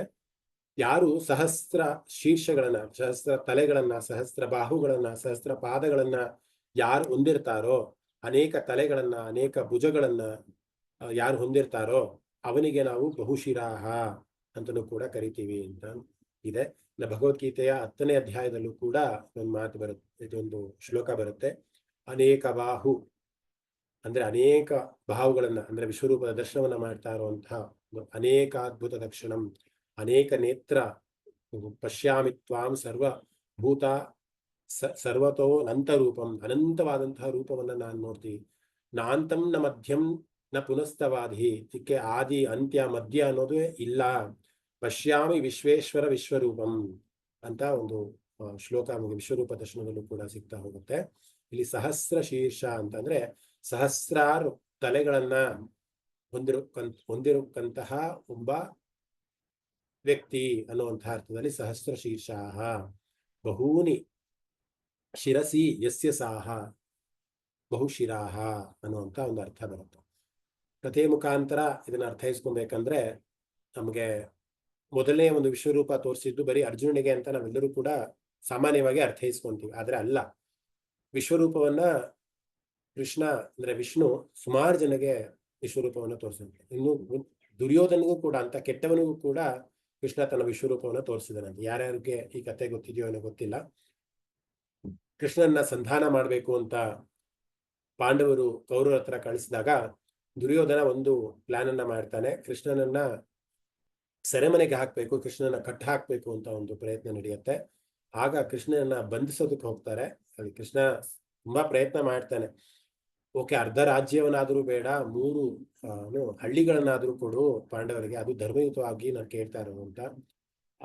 ಅದು ದುರ್ಯೋಧನ ಎಷ್ಟರ ಮಟ್ಟಿಗೆ ಹೇಳ್ತಾನೆ ಅಂದ್ರೆ, ಸೂಜಿ ಮನೆಯಷ್ಟು ಜಾಗವನ್ನು ಕೂಡ ನಾನು ಕೊಡೋದಕ್ಕೆ ಇಚ್ಛೋದಿಲ್ಲ ಪಾಂಡವರಿಗೆ ಅಂದಾಗ ಇಲ್ಲಿ ಕೃಷ್ಣನಿಗೂ ಕೂಡ ಒಂದು ಮಟ್ಟಿಗೆ ಕೋಪ ಬರುತ್ತೆ, ನನ್ನ ಒಂದು ಸಂಧಾನಕ್ಕೆ ಬೆಲೆಯನ್ನ ಕೊಡ್ಲಿಲ್ಲ ಅಂತ. ಆಗ ದುರ್ಯೋಧನ ಕೃಷ್ಣನನ್ನ ಬಂಧಿಸೋದಕ್ಕೆ ಪ್ರಯತ್ನವನ್ನು ಮಾಡ್ತಾನೆ, ಬಂಧಿಸಿ ಕಾರಾಗೃಹದಲ್ಲಿ ಎಸಿಬೇಕು ಅಂತ ಪ್ರಯತ್ನ ಮಾಡ್ತಾನೆ. ಆಗ ಕೃಷ್ಣ ದುರ್ಯೋಧನಗೂ ಕೂಡ ವಿಶ್ವರೂಪವನ್ನ ತೋರಿಸಿದ್ನಂತೆ.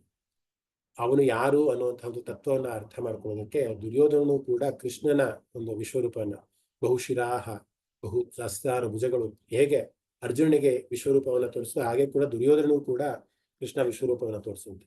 ಆದ್ರೆ ದುರ್ಯೋಧನ ಎಷ್ಟು ಮೂಢ ಅಂತ ಅಂದ್ರೆ, ಅವನು ಪರಮಾತ್ಮ, ಅವನು ದೈವದ ಒಂದು ಸ್ವರೂಪ ಅಂತ ಗೊತ್ತಿದ್ರೂ ಕೂಡ ಮಹಾಭಾರತದ ಯುದ್ಧವನ್ನ ಮಾಡ್ಲಿಕ್ಕೆ ಅವನು ಇಚ್ಛಿಸ್ತಾನೆ ಅಂದ್ರೆ ಅವನಲ್ಲಿದ್ದಂತಹ ಮೂಢತೆ ಅಥವಾ ಅವನಲ್ಲಿದ್ದಂತಹ ಅಜ್ಞಾನ ಎಷ್ಟರ ಮಟ್ಟಿಗಿದೆ ಅನ್ನೋದಕ್ಕೆ ಮಹಾಭಾರತನೇ ಸಾಕ್ಷಿ ಆಗುತ್ತೆ ಅಂತ. ಇನ್ನ ದ್ರೋಣರಿಗೆ, ಕುರುಕ್ಷೇತ್ರ ಯುದ್ಧದಲ್ಲಿ ದ್ರೋಣಾಚಾರ್ಯರು ಕೂಡ ಭಗವಂತ ತನ್ನ ವಿಶ್ವರೂಪವನ್ನು ತೋರಿಸಿ ಆ ಒಂದು, ನಾನು ಏನು ಹಿಂದಿನ ನಾಮದಲ್ಲಿ ಹೇಳ್ತಾ ಇದ್ನಲ್ಲ ರುದ್ರ ಅನ್ನುವಂತಹ ಒಂದು ನಾಮಕ್ಕೆ, ಕೊನೆಯ ಕಾಲದಲ್ಲಿ ದ್ರೋಣಾಚಾರ್ಯರು ಕೂಡ ಒಂದು ಗಿಲ್ಟ್ ಕಾಡುತ್ತಂತೆ. ನಾನು ಯಾಕೆ ಕೌರವರ ಒಂದು ಸಹಪಾಠಿಯಾಗಿ ಅವರು ಕೌರವರ ಜೊತೆ ಇದ್ಕೊಂಡು ನಾನು ಇಂಥ ಅಧರ್ಮವಾದಂತಹ ಯುದ್ಧವನ್ನು ಮಾಡಿದೆ ಅಂತ. ಎಲ್ಲಿ ಧರ್ಮ ಇರುತ್ತೋ, ದ್ರೋಣಾಚಾರ್ಯರು ಗುರುಗಳಾದ್ರೂ ಕೂಡ ಕೌರವರ ಮತ್ತೆ ಪಾಂಡವರಿಗೆ ಎಲ್ಲೋ ಒಂದು ಕಡೆ ಕೌರವರಿಗೆ ಕಟ್ಟುಬಿದ್ದು ಅಥವಾ ಅವರ ಒಂದು ಮೋಹಕ್ಕೆ ಕಟ್ಟುಬಿದ್ದು ದ್ರೋಣಾಚಾರ್ಯರು ಕೌರವರ ಕಡೆನೆ ಉಳ್ಕೊಂತಾರೆ. ಪಾಂಡವರಿಗೆ ಅನ್ಯಾಯ ಆಗ್ತಿದ್ರು ಕೂಡ ಅವ್ರ ಕಣ್ಣಲ್ಲಿ ನೋಡ್ಕೊಂಡಿರ್ತಾರೆ. ಇವೆಲ್ಲವೂ ಕೂಡ ಗೋಚರ ಆಗೋದು ಕೃಷ್ಣ ಯಾವಾಗ ತನ್ನ ವಿಶ್ವರೂಪವನ್ನು ತೋರಿಸ್ತಾನೋ ಆಗ ಮಾತ್ರ. ಇನ್ನು ಕರ್ಣನಿಗೂ ಕೂಡ ಅದೇ ರೀತಿಯ ಒಂದು ಪ್ರಸಂಗ ಮಹಾಭಾರತದಲ್ಲಿ ಬರುತ್ತೆ. ತಾನು ಕುಂತಿಯ ಪುತ್ರ ಅನ್ನುವಂತಹ ಒಂದು ಧರ್ಮ ಸೂಕ್ಷ್ಮವನ್ನ ಕೃಷ್ಣ ತನ್ನ ವಿಶ್ವರೂಪದಲ್ಲೇ ಹೇಳೋದಂತೆ. ಅಲ್ಲಿನ ತನಕ ಅವನಿಗೆ ಗೋಚರ ಆಗೋದೇ ಇರಲ್ಲ, ಅವನು ಪಾಂಡವರಲ್ಲೂ ಕೂಡ ಒಬ್ಬನಾಗಿರ್ತಾನೆ ಅನ್ನುವಂಥದ್ದು. ಇನ್ನ ಅವ್ನು ಮಾಡಿದಂತಹ ಎಲ್ಲಾ ತಪ್ಪುಗಳನ್ನು ಕೂಡ ಕೃಷ್ಣ ಎತ್ತಿ ತೋರಿಸ್ತಾನಂತೆ. ಅದು ದ್ರೌಪದಿಯ ವಸ್ತ್ರಾಪರಣ ಆಗಿರ್ಬೋದು, ಅಥವಾ ಒಂದು ಸ್ನೇಹಕ್ಕೆ ಕಟ್ಟು ಬಿದ್ದು ಹೇಗೆ ದುರ್ಯೋಧನ ಜೊತೆನೆ ನಾನು ತನ್ನ ಸ್ನೇಹವನ್ನ ಅಥವಾ ಸಖ್ಯವನ್ನ ಬೆಳೆಸಿದ್ದ ಅನ್ನೋದಾಗಿರ್ಬೋದು. ಇವೆಲ್ಲವೂ ಕೂಡ ವಿಶ್ವರೂಪದಲ್ಲೇನೆ ಕೃಷ್ಣ ಇಂತಹ ಅಜ್ಞಾನಿಗಳಿಗೆ ಬುದ್ಧಿಯನ್ನ ಕಳಿಸ್ದ ಅನ್ನುವಂಥದ್ದು ನಮಗೆ ಮಹಾಭಾರತದಲ್ಲಿ ಸುಮಾರಷ್ಟು ಕಥೆಗಳಲ್ಲಿ ಸಿಗ್ತಾ ಹೋಗುತ್ತೆ. ಅದಕ್ಕೋಸ್ಕರ ಪ್ರತ್ಯೇಕವಾಗಿ ಒಂದು ಕಥೆಯನ್ನ ರಚಿಸಿ ಈ ಒಂದು ನಾಮವನ್ನ ಎಕ್ಸ್ಪ್ಲೇನ್ ಮಾಡ್ಬೇಕು ಅನ್ನುವಂಥದ್ದು ಇಲ್ಲೇ ಇಲ್ಲ. ಬಹುಶಿರಾಹ ಅಂತ ಅಂದ್ರೆ ಸಹಸ್ರಾರು ಶಿರಸ್ಸನ್ನ ಯಾರು ಹೊಂದ್ಕೊಂಡಿರ್ತಾರೆ ಅಥವಾ ಯಾರು ಮಾಡ್ಕೊಂಡಿರ್ತಾರೆ ಅಂಥವರಿಗೆ ನಾವು ಬಹುಶಿರಾಹ ಅಂತ ಕರೀತೇವೆ. ಅಂದ್ರೆ ಸಾವಿರಾರು ತಲೆಗಳು, ಸಾವಿರಾರು ಬಾಹುಗಳು, ಸೂರ್ಯ, ಚಂದ್ರ, ಅಗ್ನಿ, ನದಿಗಳು, ಪರ್ವತಗಳು ಎಲ್ಲವೂ ಕೂಡ ಅವನಲ್ಲೇ ಅಡಕವಾಗಿದೆ ಅನ್ನುವಂಥ ಒಂದು ನೋಟ ಏನಿದೆಯಲ್ಲ, ಅನ್ನುವಂತಹ ಒಂದು ಇಮ್ಯಾಜಿನೇಷನ್ ಏನಿದೆಯಲ್ಲ, ಅದೇ ವಿಶ್ವರೂಪ ಅಂತಾನೆ ನಾವು ಹೇಳ್ಬೋದು. ಇನ್ನು ವಿರಾಟ್ ಸ್ವರೂಪ ಅಂತಾನೆ ನಾವು ಹೇಳ್ಬೋದು. ಅದಕ್ಕೋಸ್ಕರ ನಾವು ಪುರುಷ ಸೂಕ್ತದಲ್ಲೂ ಕೂಡ ಆ ಒಂದು ಮಂತ್ರ ಬಂದು ಹೋಗುತ್ತೆ. ಸಹಸ್ರ ಶೀರ್ಷ ಪುರುಷ ಸಹಸ್ರ ಬಾಹು ಅಂತ ಒಂದು ಮೊದಲನೇ ಒಂದು ಶ್ಲೋಕನೂ ಕೂಡ ಅದ್ರಲ್ಲಿ ಬರುತ್ತೆ. ಸೊ ಇಷ್ಟು ಹೇಳಿ ಇವತ್ತಿನ ಕ್ಲಾಸನ್ನ ನಾವು ಇಲ್ಲಿಗೆ ವೈಂಡ್ ಅಪ್ ಮಾಡೋಣ ಅಂತ ಅನ್ಸುತ್ತೆ. ಮುಂದಿನ ನಾಮ ಬಭ್ರುಹು ಅನ್ನೋದಾಗಿರುತ್ತೆ. ಮಾಡ್ಬೋದಾ, ಮುಂದುವರಿಸ್ಬೋದಾ? ಇನ್ನೊಂದು ನಾಮ ಆಗುತ್ತಾ? ಇಲ್ಲಿಗೆ ನಿಲ್ಸ್ಕೊಳ್ಳೋಣ. ಆಯ್ತು, ಇನ್ನೊಂದು ನಾಮ ಹೇಳೋಣ. ಹಂಗಾದ್ರೆ ಎಲ್ಲರೂ ಪರ್ಮಿಷನ್ ಕೊಟ್ರೆ ಇನ್ನೊಂದು ನಾಮವನ್ನ ಹೇಳಿ ಮುಗಿಸೋಣ. ಎಲ್ಲರೂ ಥಮ್ಸಪ್ ಮಾಡ್ಬೋದಲ್ಲ? ಆಗತ್ತಾ? ಆಗ್ಲಿ. ಸೊ ಬಭ್ರುಹು ಅನ್ನುವಂಥ ಇನ್ನೊಂದು ನಾಮವನ್ನ ನಾವು ಇವತ್ತು ನೋಡೋಣ. ಏನು ಬಭ್ರುಹು ಅಂತ ಅಂದ್ರೆ ಯಾರು ನಮಗೆ ಸಹಾಯವನ್ನ ಮಾಡೋದಕ್ಕೆ ಇಚ್ಛಿಸ್ತಾರೆ. ಯಾಕೆ ಸಹಾಯವನ್ನ ಮಾಡೋದಕ್ಕೆ ಇಚ್ಛಿಸ್ತಾರೆ? ಇಡೀ ಪ್ರಪಂಚವನ್ನ ಒಂದು ಚಲನೆಯ ಒಂದು ರೂಪದಲ್ಲಿ ಇಡಬೇಕು ಅನ್ನುವಂತಹ ಒಂದು ಶಕ್ತಿ ಏನಿದೆಯಲ್ಲ, ಆ ಶಕ್ತಿಗೆ ನಾವು ಬಭ್ರುಹು ಅಂತ ಕರಿತೀವಿ ಅನ್ನೋದು. ಅಂದ್ರೆ ಬಿಭರ್ತಿ ಲೋಕಾನ್ ಇತಿ ಬಭ್ರುಹು, the one who supports or holds all the worlds. ಇಡೀ ಪ್ರಪಂಚವನ್ನ, ಇಡೀ ಸೃಷ್ಟಿ ಏನಿದೆಯಲ್ಲ, ಆ ಸೃಷ್ಟಿ ಹೀಗೆ ಇರಬೇಕು ಅನ್ನುವಂತಹ ಒಂದು ನಿಟ್ಟಿನಲ್ಲಿ ಸಪೋರ್ಟ್ ಯಾರು ಮಾಡ್ತಾರೆ ಅಥವಾ ಅದಕ್ಕೆ ಸಾಥ್ ಯಾರು ಕೊಡ್ತಾರೆ ಅಂತಹ ಒಂದು ಶಕ್ತಿಗೆ ನಾವು ಬಭ್ರುಹು ಅಂತ ಕರಿತೀವಿ ಅಂತ ಶಾಸ್ತ್ರ ಹೇಳುತ್ತೆ. ಬಿಭತೀರ್ ಲೋಕಾನ್ ಇತಿ ಬಭ್ರುಹು ಅಂತ ಹೇಳುವಂಥದ್ದು. ಸೊ ಒಂದು ಕಥೆಯ ಮುಖಾಂತರ ಇದನ್ನ ನಾವೆಲ್ಲರೂ ಅರ್ಥೈಸ್ಕೊಂತೀವಿ ಅಂತಂದ್ರೆ, ಮತ್ತೆ ನಾವು ಸಮುದ್ರ ಮಂಥನದ ಒಂದು ಕಥೆಯನ್ನ ನಾನಿವತ್ತು ಹೇಳಕ್ ಇಷ್ಟಪಡ್ತೀನಿ. ಏನು ಅದು ಅಂತ ಅಂದ್ರೆ, ಸಮುದ್ರ ಮಂಥನದಲ್ಲಿ ದೈತ್ಯರು ಮತ್ತೆ ದಾನವರು ಒಂದು ಒಪ್ಪಂದವನ್ನ ಮಾಡ್ಕೊಂಡಿರ್ತಾರೆ. ಹಿಂದಿನ ಕಥೆಯಲ್ಲೂ ಕೂಡ ಯಾಕೆ ಸಮುದ್ರ ಮಂಥನ ಮಾಡ್ಬೇಕಾಯ್ತು ಅನ್ನೋದನ್ನ ನಮ್ಗೆಲ್ಲರೂ ಕೂಡ ಹೇಳಿದ್ವಿ ಕಥೆಯ ಮುಖಾಂತರನೇ ಕೂಡ. ಸೊ ಇವಾಗ ಸಮುದ್ರ ಮಂಥನಕ್ಕೆ ಮಾತ್ರ ನಾವು ಅರ್ಥೈಸ್ಕೊಬೇಕಾದ್ರೆ, ದೈತ್ಯರು ಮತ್ತೆ ದಾನವರು ಒಂದು ಒಪ್ಪಂದವನ್ನ ಮಾಡ್ಕೊಂಡಿರ್ತಾರೆ. ಮಂದಾರ ಪರ್ವತವನ್ನ ನಾವು ಕಡಿಬೇಕು. ಮಂದಾರ ಪರ್ವತದಲ್ಲಿ ಕಡ್ದಾಗ ಅಲ್ಲಿಂದ ಏನು ಬರುತ್ತಲ್ಲ, ಅದ್ರಲ್ಲಿ ಅಮೃತ ಬರುತ್ತೆ. ಅಮೃತವನ್ನ ನಾವು ಪಾನ ಮಾಡಿದ್ರೆ ನಾವು ಅಮರರಾಗ್ತೀವಿ ಅನ್ನುವಂತ ಒಂದು ಒಪ್ಪಂದದಕ್ಕೆ ಅವರು ಮಂದಾರ ಪರ್ವತವನ್ನ ಕಡಿಬೇಕು ಅಂತ ನಿರ್ಧಾರವನ್ನು ಮಾಡ್ತಾರೆ. ಆದ್ರೆ ಈ ಒಂದು ಮಂಥನವನ್ನ ಮಾಡೋದಕ್ಕೆ ಒಂದು ಆಯುಧ ಬೇಕಲ್ವಾ? ಅಂದ್ರೆ ಮಂದಾರ ಪರ್ವತವನ್ನ ತರಬೇಕಲ್ವ, ಅದನ್ನು ಕಡಿಬೇಕು. ಮಂದಾರ ಪರ್ವತವನ್ನ ಸಮುದ್ರಕ್ಕೆ ಹಾಕಿ ಎಂದಾಗ ಆ ಪರ್ವತವನ್ನ ತರಬೇಕಲ್ವಾ? ಸೊ ಹೇಗೆ ತರುವಂಥದ್ದು ಅಂತ ಅಂತ ಒಂದು ಸಂಕಲ್ಪವನ್ನ ಮಾಡಿದಾಗ ವಿಷ್ಣು ಹತ್ರ ಅವ್ರು ಹೋಗ್ತಾರಂತೆ. ಯಾರು? ಈ ದೈತ್ಯರು ಬಂದು ವಿಷ್ಣುವನ್ನ ಕೇಳ್ತಾರೆ, ಈ ರೀತಿ ಸಮುದ್ರವನ್ನ ನಾವು ಕಡಿಬೇಕಾದ್ರೆ ಒಂದು ಪರ್ವತದ ಅಥವಾ ಒಂದು ಸಹಾಯ ಅವಶ್ಯಕತೆ ಇದೆ. ಅದಕ್ಕೆ ಮಂದಾರ ಪರ್ವತನೇ ಸೂಕ್ತವಾದದ್ದು, ಯಾಕೆಂದ್ರೆ ತುಂಬಾ ದಟ್ಟವಾಗಿ ಇರುವಂತಹ ಒಂದು ಪರ್ವತ ಅದು. ಅದನ್ನ ನಾವು ಸಪೋರ್ಟ್ ಇಟ್ಕೊಂಡು ಕಡದಾಗ ಏನಾಗುತ್ತೆ, ನಮಗೆ ಸಮುದ್ರದಿಂದ ಎಲ್ಲಾ ತರದ ಫಲಗಳು ನಮ್ಗೆ ಸಿಗ್ತಾ ಹೋಗುತ್ತೆ. ಸೊ ಈಗ ಮಂದಾರ ಪರ್ವತವನ್ನ ತರಬೇಕು, ಹೇಗೆ ತರೋದು ಅಂತ ವಿಷ್ಣುವನ್ನ ಅವರು ಹೋಗಿ ಕಾಂಟ್ಯಾಕ್ಟ್ ಮಾಡಿದಾಗ ವಿಷ್ಣು ಹೇಳ್ತಾರಂತೆ, ನೀನು ಹೋಗಿ ಮಂದಾರ ಪರ್ವತವನ್ನ, ಅಂದ್ರೆ ನಾನೇ ಒಂದು ಮಂದಾರ ಪರ್ವತವನ್ನ ತೆಗೆಯುವಂತ ಒಂದು ಪ್ರಯತ್ನವನ್ನ ಮಾಡ್ತೀನಿ ಅಂತ ವಿಷ್ಣು ಭಗವಾನನೇ ಮಂದಾರ ಪರ್ವತದ ಹತ್ರ ಬಂದು ಆ ಪರ್ವತವನ್ನ ಬೇಡ್ಕೊಳ್ಳೋ ಅಥವಾ ಪರ್ಮಿಷನ್ ಕೇಳೋ ಅಂಥದ್ದು, ನೀನು ಸಹಾಯ ಮಾಡು ನಮಗೆ ಈ ಒಂದು ಕಾರ್ಯದಲ್ಲಿ ಅಂತ. ಆಗ ಮಂದಾರ ಪರ್ವತ ಹೇಳತ್ತಂತೆ, ನಾನು ಮುಂಚೆ ಶಿವನನ್ನ ಸ್ತುತಿಸಿ ಒಂದು ವರವನ್ನ ಶಿವನ ಹತ್ರ ಪಡ್ಕೊಂಡಿದ್ದೀನಿ. ಏನು ವರವನ್ನ ಪಡ್ಕೊಂಡಿದ್ದೀನಿ ಅಂದ್ರೆ, ಇಲ್ಲ ಶಿವ ಬಂದು ನನ್ನನ್ನ ಮುಟ್ಟಬೇಕು, ಅಂದ್ರೆ ನನ್ನನ್ನ ಅಲಗಿಸ್ಬೇಕು ಅಥವಾ ಕದಲಿಸ್ಬೇಕು, ಅಥವಾ ಶಿವನಿಗೆ ಸಮಾನವಾದಂತಹ ಯಾರಾದರೂ ವ್ಯಕ್ತಿ ಬಂದು ನನ್ನನ್ನ ಸ್ಪರ್ಶ ಮಾಡ್ಬೇಕು, ಅಂದ್ರೆ ನನ್ನ ಅಲುಗಾಡ್ಸೋದಕ್ಕೆ ಬರಬೇಕು. ಆಗ ಮಾತ್ರ ನಾನು ನನ್ನನ್ನ ಎತ್ತೋದಕ್ಕೆ ಆಗತ್ತಿಲ್ಲ, ಅಂದ್ರೆ ನನ್ನನ್ನ ಚೆದರಿಸೋದಕ್ಕಾಗತ್ತೆ, ನನ್ನ ಮುಟ್ಟೋದಕ್ಕೂ ಕೂಡ ಯಾರಿಗೂ ಕೂಡ ಆಗಲ್ಲ ಅಂತ ಮಂದಾರ ಪರ್ವತ ವಿಷ್ಣು ಹತ್ರ ಹೇಳತ್ತಂತೆ. ಆಗ ಅದನ್ನೆಲ್ಲ ಕೇಳಿಸ್ಕೊಂತಿದ್ದಂತಹ ಗರುಡ, ವಿಷ್ಣುವಿನ ವಾಹನ ಅಂತ ಗರುಡ ಹೇಳ್ತಾನಂತೆ, ನಾನು ರುದ್ರನಿಗೆ ಸಮಾನನಾಗಿದ್ದೀನಿ. ರುದ್ರ ಅಂತಂದ್ರೆ ಇಲ್ಲಿ ಈಶ್ವರನಿಗೆ ಸಮಾನವಾದಂತಹ ಶಕ್ತಿಯನ್ನ ನಾನು ಹೊಂದಿದ್ದೀನಿ, ನನ್ನ ಕೈಲಿ ಆಗತ್ತೆ ಅಂತ ಗರುಡ ದೇವರು ವಿಷ್ಣು ಹತ್ರ ಹೇಳ್ತಾರಂತೆ. ಯಾಕೆಂದ್ರೆ ನಾನು ರುದ್ರನ ಒಂದು ಸಮನಾಗಿದ್ದೀನಿ ಅಂತ. ಯಾಕೆಂದ್ರೆ ಅಲ್ಲಿ ಏನು ವರ ಕೊಟ್ಟಿದ್ದ ಶಿವ ಅಂತ ಅಂದ್ರೆ, ಇಲ್ಲಿ ನಾನು ಅಥವಾ ನನಗೆ ಸಮಾನರಾದಂತಹ ಶಕ್ತಿಯುತರು ಯಾರು ಬಂದು ನಿನ್ನ ಕದಲಿಸ್ತಾರೋ ಅವಾಗ ಮಾತ್ರ ನೀನು ವಿಚಲಿತನಾಗ್ತೀಯಾ ಅಥವಾ ಅಲುಗಾಡ್ತೀಯಾ ಅಂತ ವರವನ್ನ ಕೊಟ್ಟಿದ್ದು. ಹಾಗೆ ಗರುಡ ದೇವರು ಹೋಗಿ ಮಂದಾರ ಪರ್ವತವನ್ನ ಅಲುಗಾಡಿಸ್ತಾರೆ. ಆಗ ಅದು ಬರುತ್ತೆ.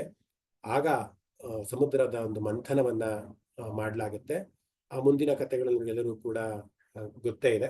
ಆ ಮಂದಾರ ಪರ್ವತವು ಕೂಡ ಬಹಳ ಆಳಕ್ಕೆ ಹೋಗಿ ಕೂತ್ಕೊಂಡ್ಬಿಡುತ್ತೆ. ಅಂದ್ರೆ ಪರ್ವತವನ್ನ ಕಡಿಬೇಕು ಅಂದಾಗ ಆ ಪರ್ವತ ಮೇಲಿರ್ಬೇಕು, ಸಮುದ್ರದ ಇನ್ನೂ ಮೇಲಿರ್ಬೇಕು, ಅದು ಹೋಗಿ ತಳಕ್ಕೆ ಕೂತ್ಕೊಂಡ್ಬಿಡುತ್ತೆ. ಆಗ ವಿಷ್ಣು ಆಮೆಯ ಒಂದು ಸ್ವರೂಪವನ್ನ ತಗೊಂಡು ಆ ಮಂದಾರ ಪರ್ವತವನ್ನ ಎತ್ತಿಡಿತಾನಂತೆ. ಅಂದ್ರೆ ಕೆಳಗಡೆ ಆಮೆಯ ಸ್ವರೂಪವನ್ನ ವಿಷ್ಣು ತಗೊಂಡು ಆ ಮಂದಾರ ಪರ್ವತವನ್ನು ಎತ್ತಿಡಿದಾಗ ದಾನವರು ಮತ್ತೆ ದೈತ್ಯರು ಆ ಒಂದು ಸಮುದ್ರ ಮಂಥನವನ್ನ ಮಾಡೋದಕ್ಕಾಯ್ತು. ಅದರಿಂದ ಬಂದಂತಹ ಎಲ್ಲಾ ವಿಷವನ್ನ ಶಿವ ಸೇವಿಸ್ತಾನೆ, ಬೇರೆ ಬೇರೆ ಲಕ್ಷ್ಮಿ ಬರ್ತಾಳೆ. ನಿಮ್ಗೆಲ್ಲರೂ ಆ ಕತೆ ತುಂಬಾ ಚೆನ್ನಾಗಿ ಗೊತ್ತಿರೋವಂಥದ್ದೇ ನಿಮ್ಗೆಲ್ಲರೂ. ಸೊ ಯಾಕೆ ನಾನು ಇವತ್ತು ಈ ಕಥೆಯನ್ನ ಬಭ್ರುಹು ಅನ್ನುವಂತಹ ಒಂದು ನಾಮಕ್ಕೆ ಹೇಳಿದೆ ಅಂತ ಅಂದ್ರೆ, ಇಲ್ಲಿ ವಿಷ್ಣು ಬಂದು ಮಂದಾರ ಪರ್ವತವನ್ನ ನಾನು ಕದಲಿಸ್ತೀನಿ ಅನ್ನೋ ಒಂದು ಸಂಕಲ್ಪ ಇತ್ತು. ಏನಂತ ಸಂಕಲ್ಪ ಇತ್ತು? ದೈತ್ಯರಿಗೆ ಮತ್ತೆ ದಾನವರಿಗೆ ಮತ್ತೆ ಅವರ ಶಕ್ತಿ ಬೇಕು ಅಥವಾ ಅಮೃತತ್ವದ ಒಂದು ಶಕ್ತಿ ಬೇಕು ಅಂದಾಗ ಅಲ್ಲಿ ವಿಷ್ಣು ಬಂದು ಸಪೋರ್ಟ್ ಮಾಡ್ತಾನೆ. ಒಂದು ಕಾರ್ಯ ನಡಿಬೇಕು, ಒಂದು ಸ್ಥಿತಿ ಆಗಬೇಕು ಅಂದಾಗ ಅಲ್ಲಿ ವಿಷ್ಣು ಬಂದು ಈ ಮಂದಾರ ಪರ್ವತವನ್ನ ಪಡ್ಕೊಳ್ಳೋದ್ರಲ್ಲಿ, ಮತ್ತೆ ವಾಸುಕಿ ಬಂದು ಹಗ್ಗವಾಗುವಂತಹ ಒಂದು ನಿಟ್ಟಿನಲ್ಲಿ, ಎಲ್ಲವೂ ಕೂಡ ಬಭ್ರುಹು ಅನ್ನುವಂತಹ ಒಂದು ತತ್ವದಲ್ಲಿ ಲೋಕವನ್ನ ರಕ್ಷಣೆ ಮಾಡಬೇಕು ಅಥವಾ ಸಪೋರ್ಟ್ ಮಾಡಬೇಕು ಅನ್ನುವಂತಹ ಒಂದು ಅರ್ಥದಲ್ಲಿ ಸದಾ ಅವನು ನಮ್ಮ ಜೊತೆ ಇರ್ತಾನೆ, ಅವನು ನಮ್ಮ ಎಲ್ಲಾ ಕೆಲಸಗಳಲ್ಲೂ ಕೂಡ ಸಹಾಯವನ್ನು ಮಾಡ್ತಾನೆ ಅನ್ನುವಂತಹ ಒಂದು ಅರ್ಥದಲ್ಲಿ ನಾವು ಬಬ್ರುಹು ಅನ್ನುವಂತಹ ಒಂದು ನಾಮವನ್ನ ನಾವು ಅರ್ಥೈಸ್ಕೊಬಹುದಾಗಿದೆ. ಸೊ ಕಥೆಗಳನ್ನ ಹೇಳ್ತಾ ಹೇಳ್ತಾ ಹೇಳ್ತಾ ಹೋದ್ರೆ ಅದು ನಿಲ್ಲೋದೇ ಇಲ್ಲ, ಅಷ್ಟರ ಮಟ್ಟಿಗೆ ಇರುತ್ತೆ. 2 ಗಂಟೆಗಳ ಕಾಲ ಸತತವಾಗಿ ನಾವು ವಿಷ್ಣುವಿನ ಹಿರಿಮೆ ಗರಿಮೆಗಳನ್ನ ಆರಾಧನೆಯನ್ನ ಮಾಡಿದ್ದೀವಿ. ಭಗವಂತ ನಿಮ್ಮೆಲ್ಲರಿಗೂ ಕೂಡ ಆ ಪುಣ್ಯದ ಫಲಗಳನ್ನ ಕೊಡ್ಲಿ ಅಂತ ನಾನು ಮನಸಾರ ಪ್ರಾರ್ಥನೆ ಮಾಡ್ತಾ ಒಂದು 2 ನಿಮಿಷಗಳ ಕಾಲ ಆ ವಿಷ್ಣು ದೇವರನ್ನ ನಾವೆಲ್ಲರೂ ಕೂಡ ಒಂದು ಸಮಸ್ಥಿತಿಯಲ್ಲಿ ಕೂತಿ ಪ್ರಾರ್ಥನೆಯನ್ನ ಮಾಡೋಣ. ಇವತ್ತೇನು ನಾವು ನಾಮಗಳನ್ನ ಚಿಂತನೆಯನ್ನ ಮಾಡಿದ್ವಿ ಅಥವಾ ಅವನ ಒಂದು ವೈಭವವನ್ನ ಏನು ಕಥೆಯ ಮುಖಾಂತರ ನಾವು ಹಾಡಿ ಹೊಗಳಿದ್ವಿ, ಅವೆಲ್ಲವೂ ಕೂಡ ನಮಗೆ ಸಿದ್ಧಿಯನ್ನ ಪಡ್ಕೊಳ್ಳಿ ಅನ್ನುವಂತಹ ನಿಟ್ಟಿನಲ್ಲಿ ಒಂದು ನಿಮಿಷಗಳ ಕಾಲ ಒಂದು ಧ್ಯಾನವನ್ನ ಮಾಡ್ತಾ ಆ ವಿಷ್ಣುವಿನ ಒಂದು ಸ್ಮರಣೆಯನ್ನು ಮಾಡೋಣ.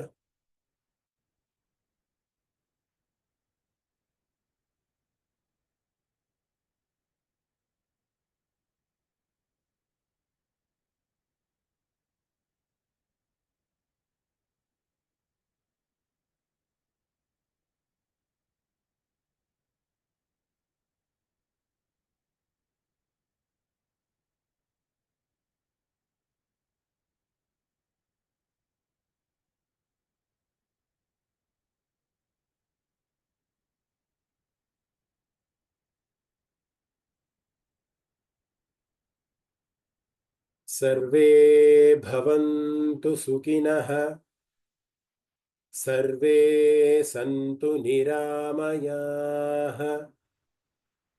ಸರ್ವೇ ಭದ್ರಾಣಿ ಪಶ್ಯಂತು,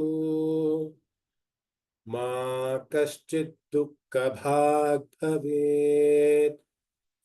ಓಂ ಶಾಂತಿ ಶಾಂತಿ ಶಾಂತಿ. ಶ್ರೀ ಗುರುಭ್ಯೋ ನಮಃ.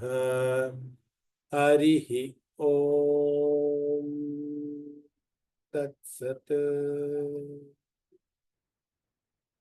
ಎಲ್ಲರೂ ಕೂಡ ಧನ್ಯವಾದ. 2 ಗಂಟೆಗಳ ಕಾಲ ನಮ್ಮ ಜೊತೆ ಇದ್ದಕ್ಕೆ ನಾನು ಬಹಳ ಖುಷಿಯನ್ನ ಪಡ್ತೀನಿ. 100 ಜನರು ಒಟ್ಟಿಗೆ ಈ ಒಂದು ಸತ್ಸಂಗದಲ್ಲಿ ಭಾಗವಹಿಸ್ತೀರಾ ಅನ್ನೋದೇ ನಿಜವಾಗ್ಲೂ ಒಂದು ಪುಣ್ಯಕರವಾದಂತಹ ಒಂದು ಸನ್ನಿವೇಶ. ನನಗೂ ಕೂಡ ಅಷ್ಟೇ ಬಹಳ ಖುಷಿ ಆಗುತ್ತೆ ಪಾಠ ಮಾಡಲಿಕ್ಕೆ ಅಥವಾ ನಿಮ್ಮೆಲ್ಲರ ಜೊತೆ ಸತ್ಸಂಗದಲ್ಲಿ ಭಾಗಿಯಾಗೋದಕ್ಕೆ. ಹೀಗೆ ಸತತವಾಗಿ ಪ್ರತಿ ವಾರವೂ ಕೂಡ ಈ ನಿಟ್ಟಿನಲ್ಲೇ ನಿಮ್ಮ ಒಂದು ಆಸಕ್ತಿ ಇರಲಿ. ಕಲಿಕೆಯ ದೃಷ್ಟಿಯಿಂದನೂ ಕೂಡ ಅಥವಾ ಪರಮಾತ್ಮನ ಧ್ಯಾನದ ದೃಷ್ಟಿಯಲ್ಲೂ ಕೂಡ ಹಾಗೆ ಇರಲಿ ಅಂತ ಆ ಭಗವಂತನಲ್ಲಿ ನಾನು ಪ್ರಾರ್ಥಿಸ್ಕೊಂತ ಇವತ್ತಿನ ಕ್ಲಾಸ್ಗೆ ವಿರಾಮವನ್ನ ಹೇಳ್ತಾ ಇದ್ದೀನಿ. ವಾಟ್ಸಪ್ ಗಣ ಓಪನ್ ಆಗುತ್ತೆ. ನಿಮ್ಮ ಕಂಪ್ಲೇಂಟ್ಸ್, ಸಜೆಷನ್ಸ್, ಅಪ್ರಿಸಿಯೇಷನ್ಸ್ ಎಲ್ಲವನ್ನೂ ಕೂಡ ನೀವು ಆ ಸಂದೇಶದ ಮುಖಾಂತರ ತಿಳಿಸ್ಬೋದು. ಎಲ್ಲರೂ ಕೂಡ ಧನ್ಯವಾದ. ಸರ್ವಂ ಶ್ರೀ ಕೃಷ್ಣಾರ್ಪಣಮಸ್ತು. ಧನ್ಯವಾದ.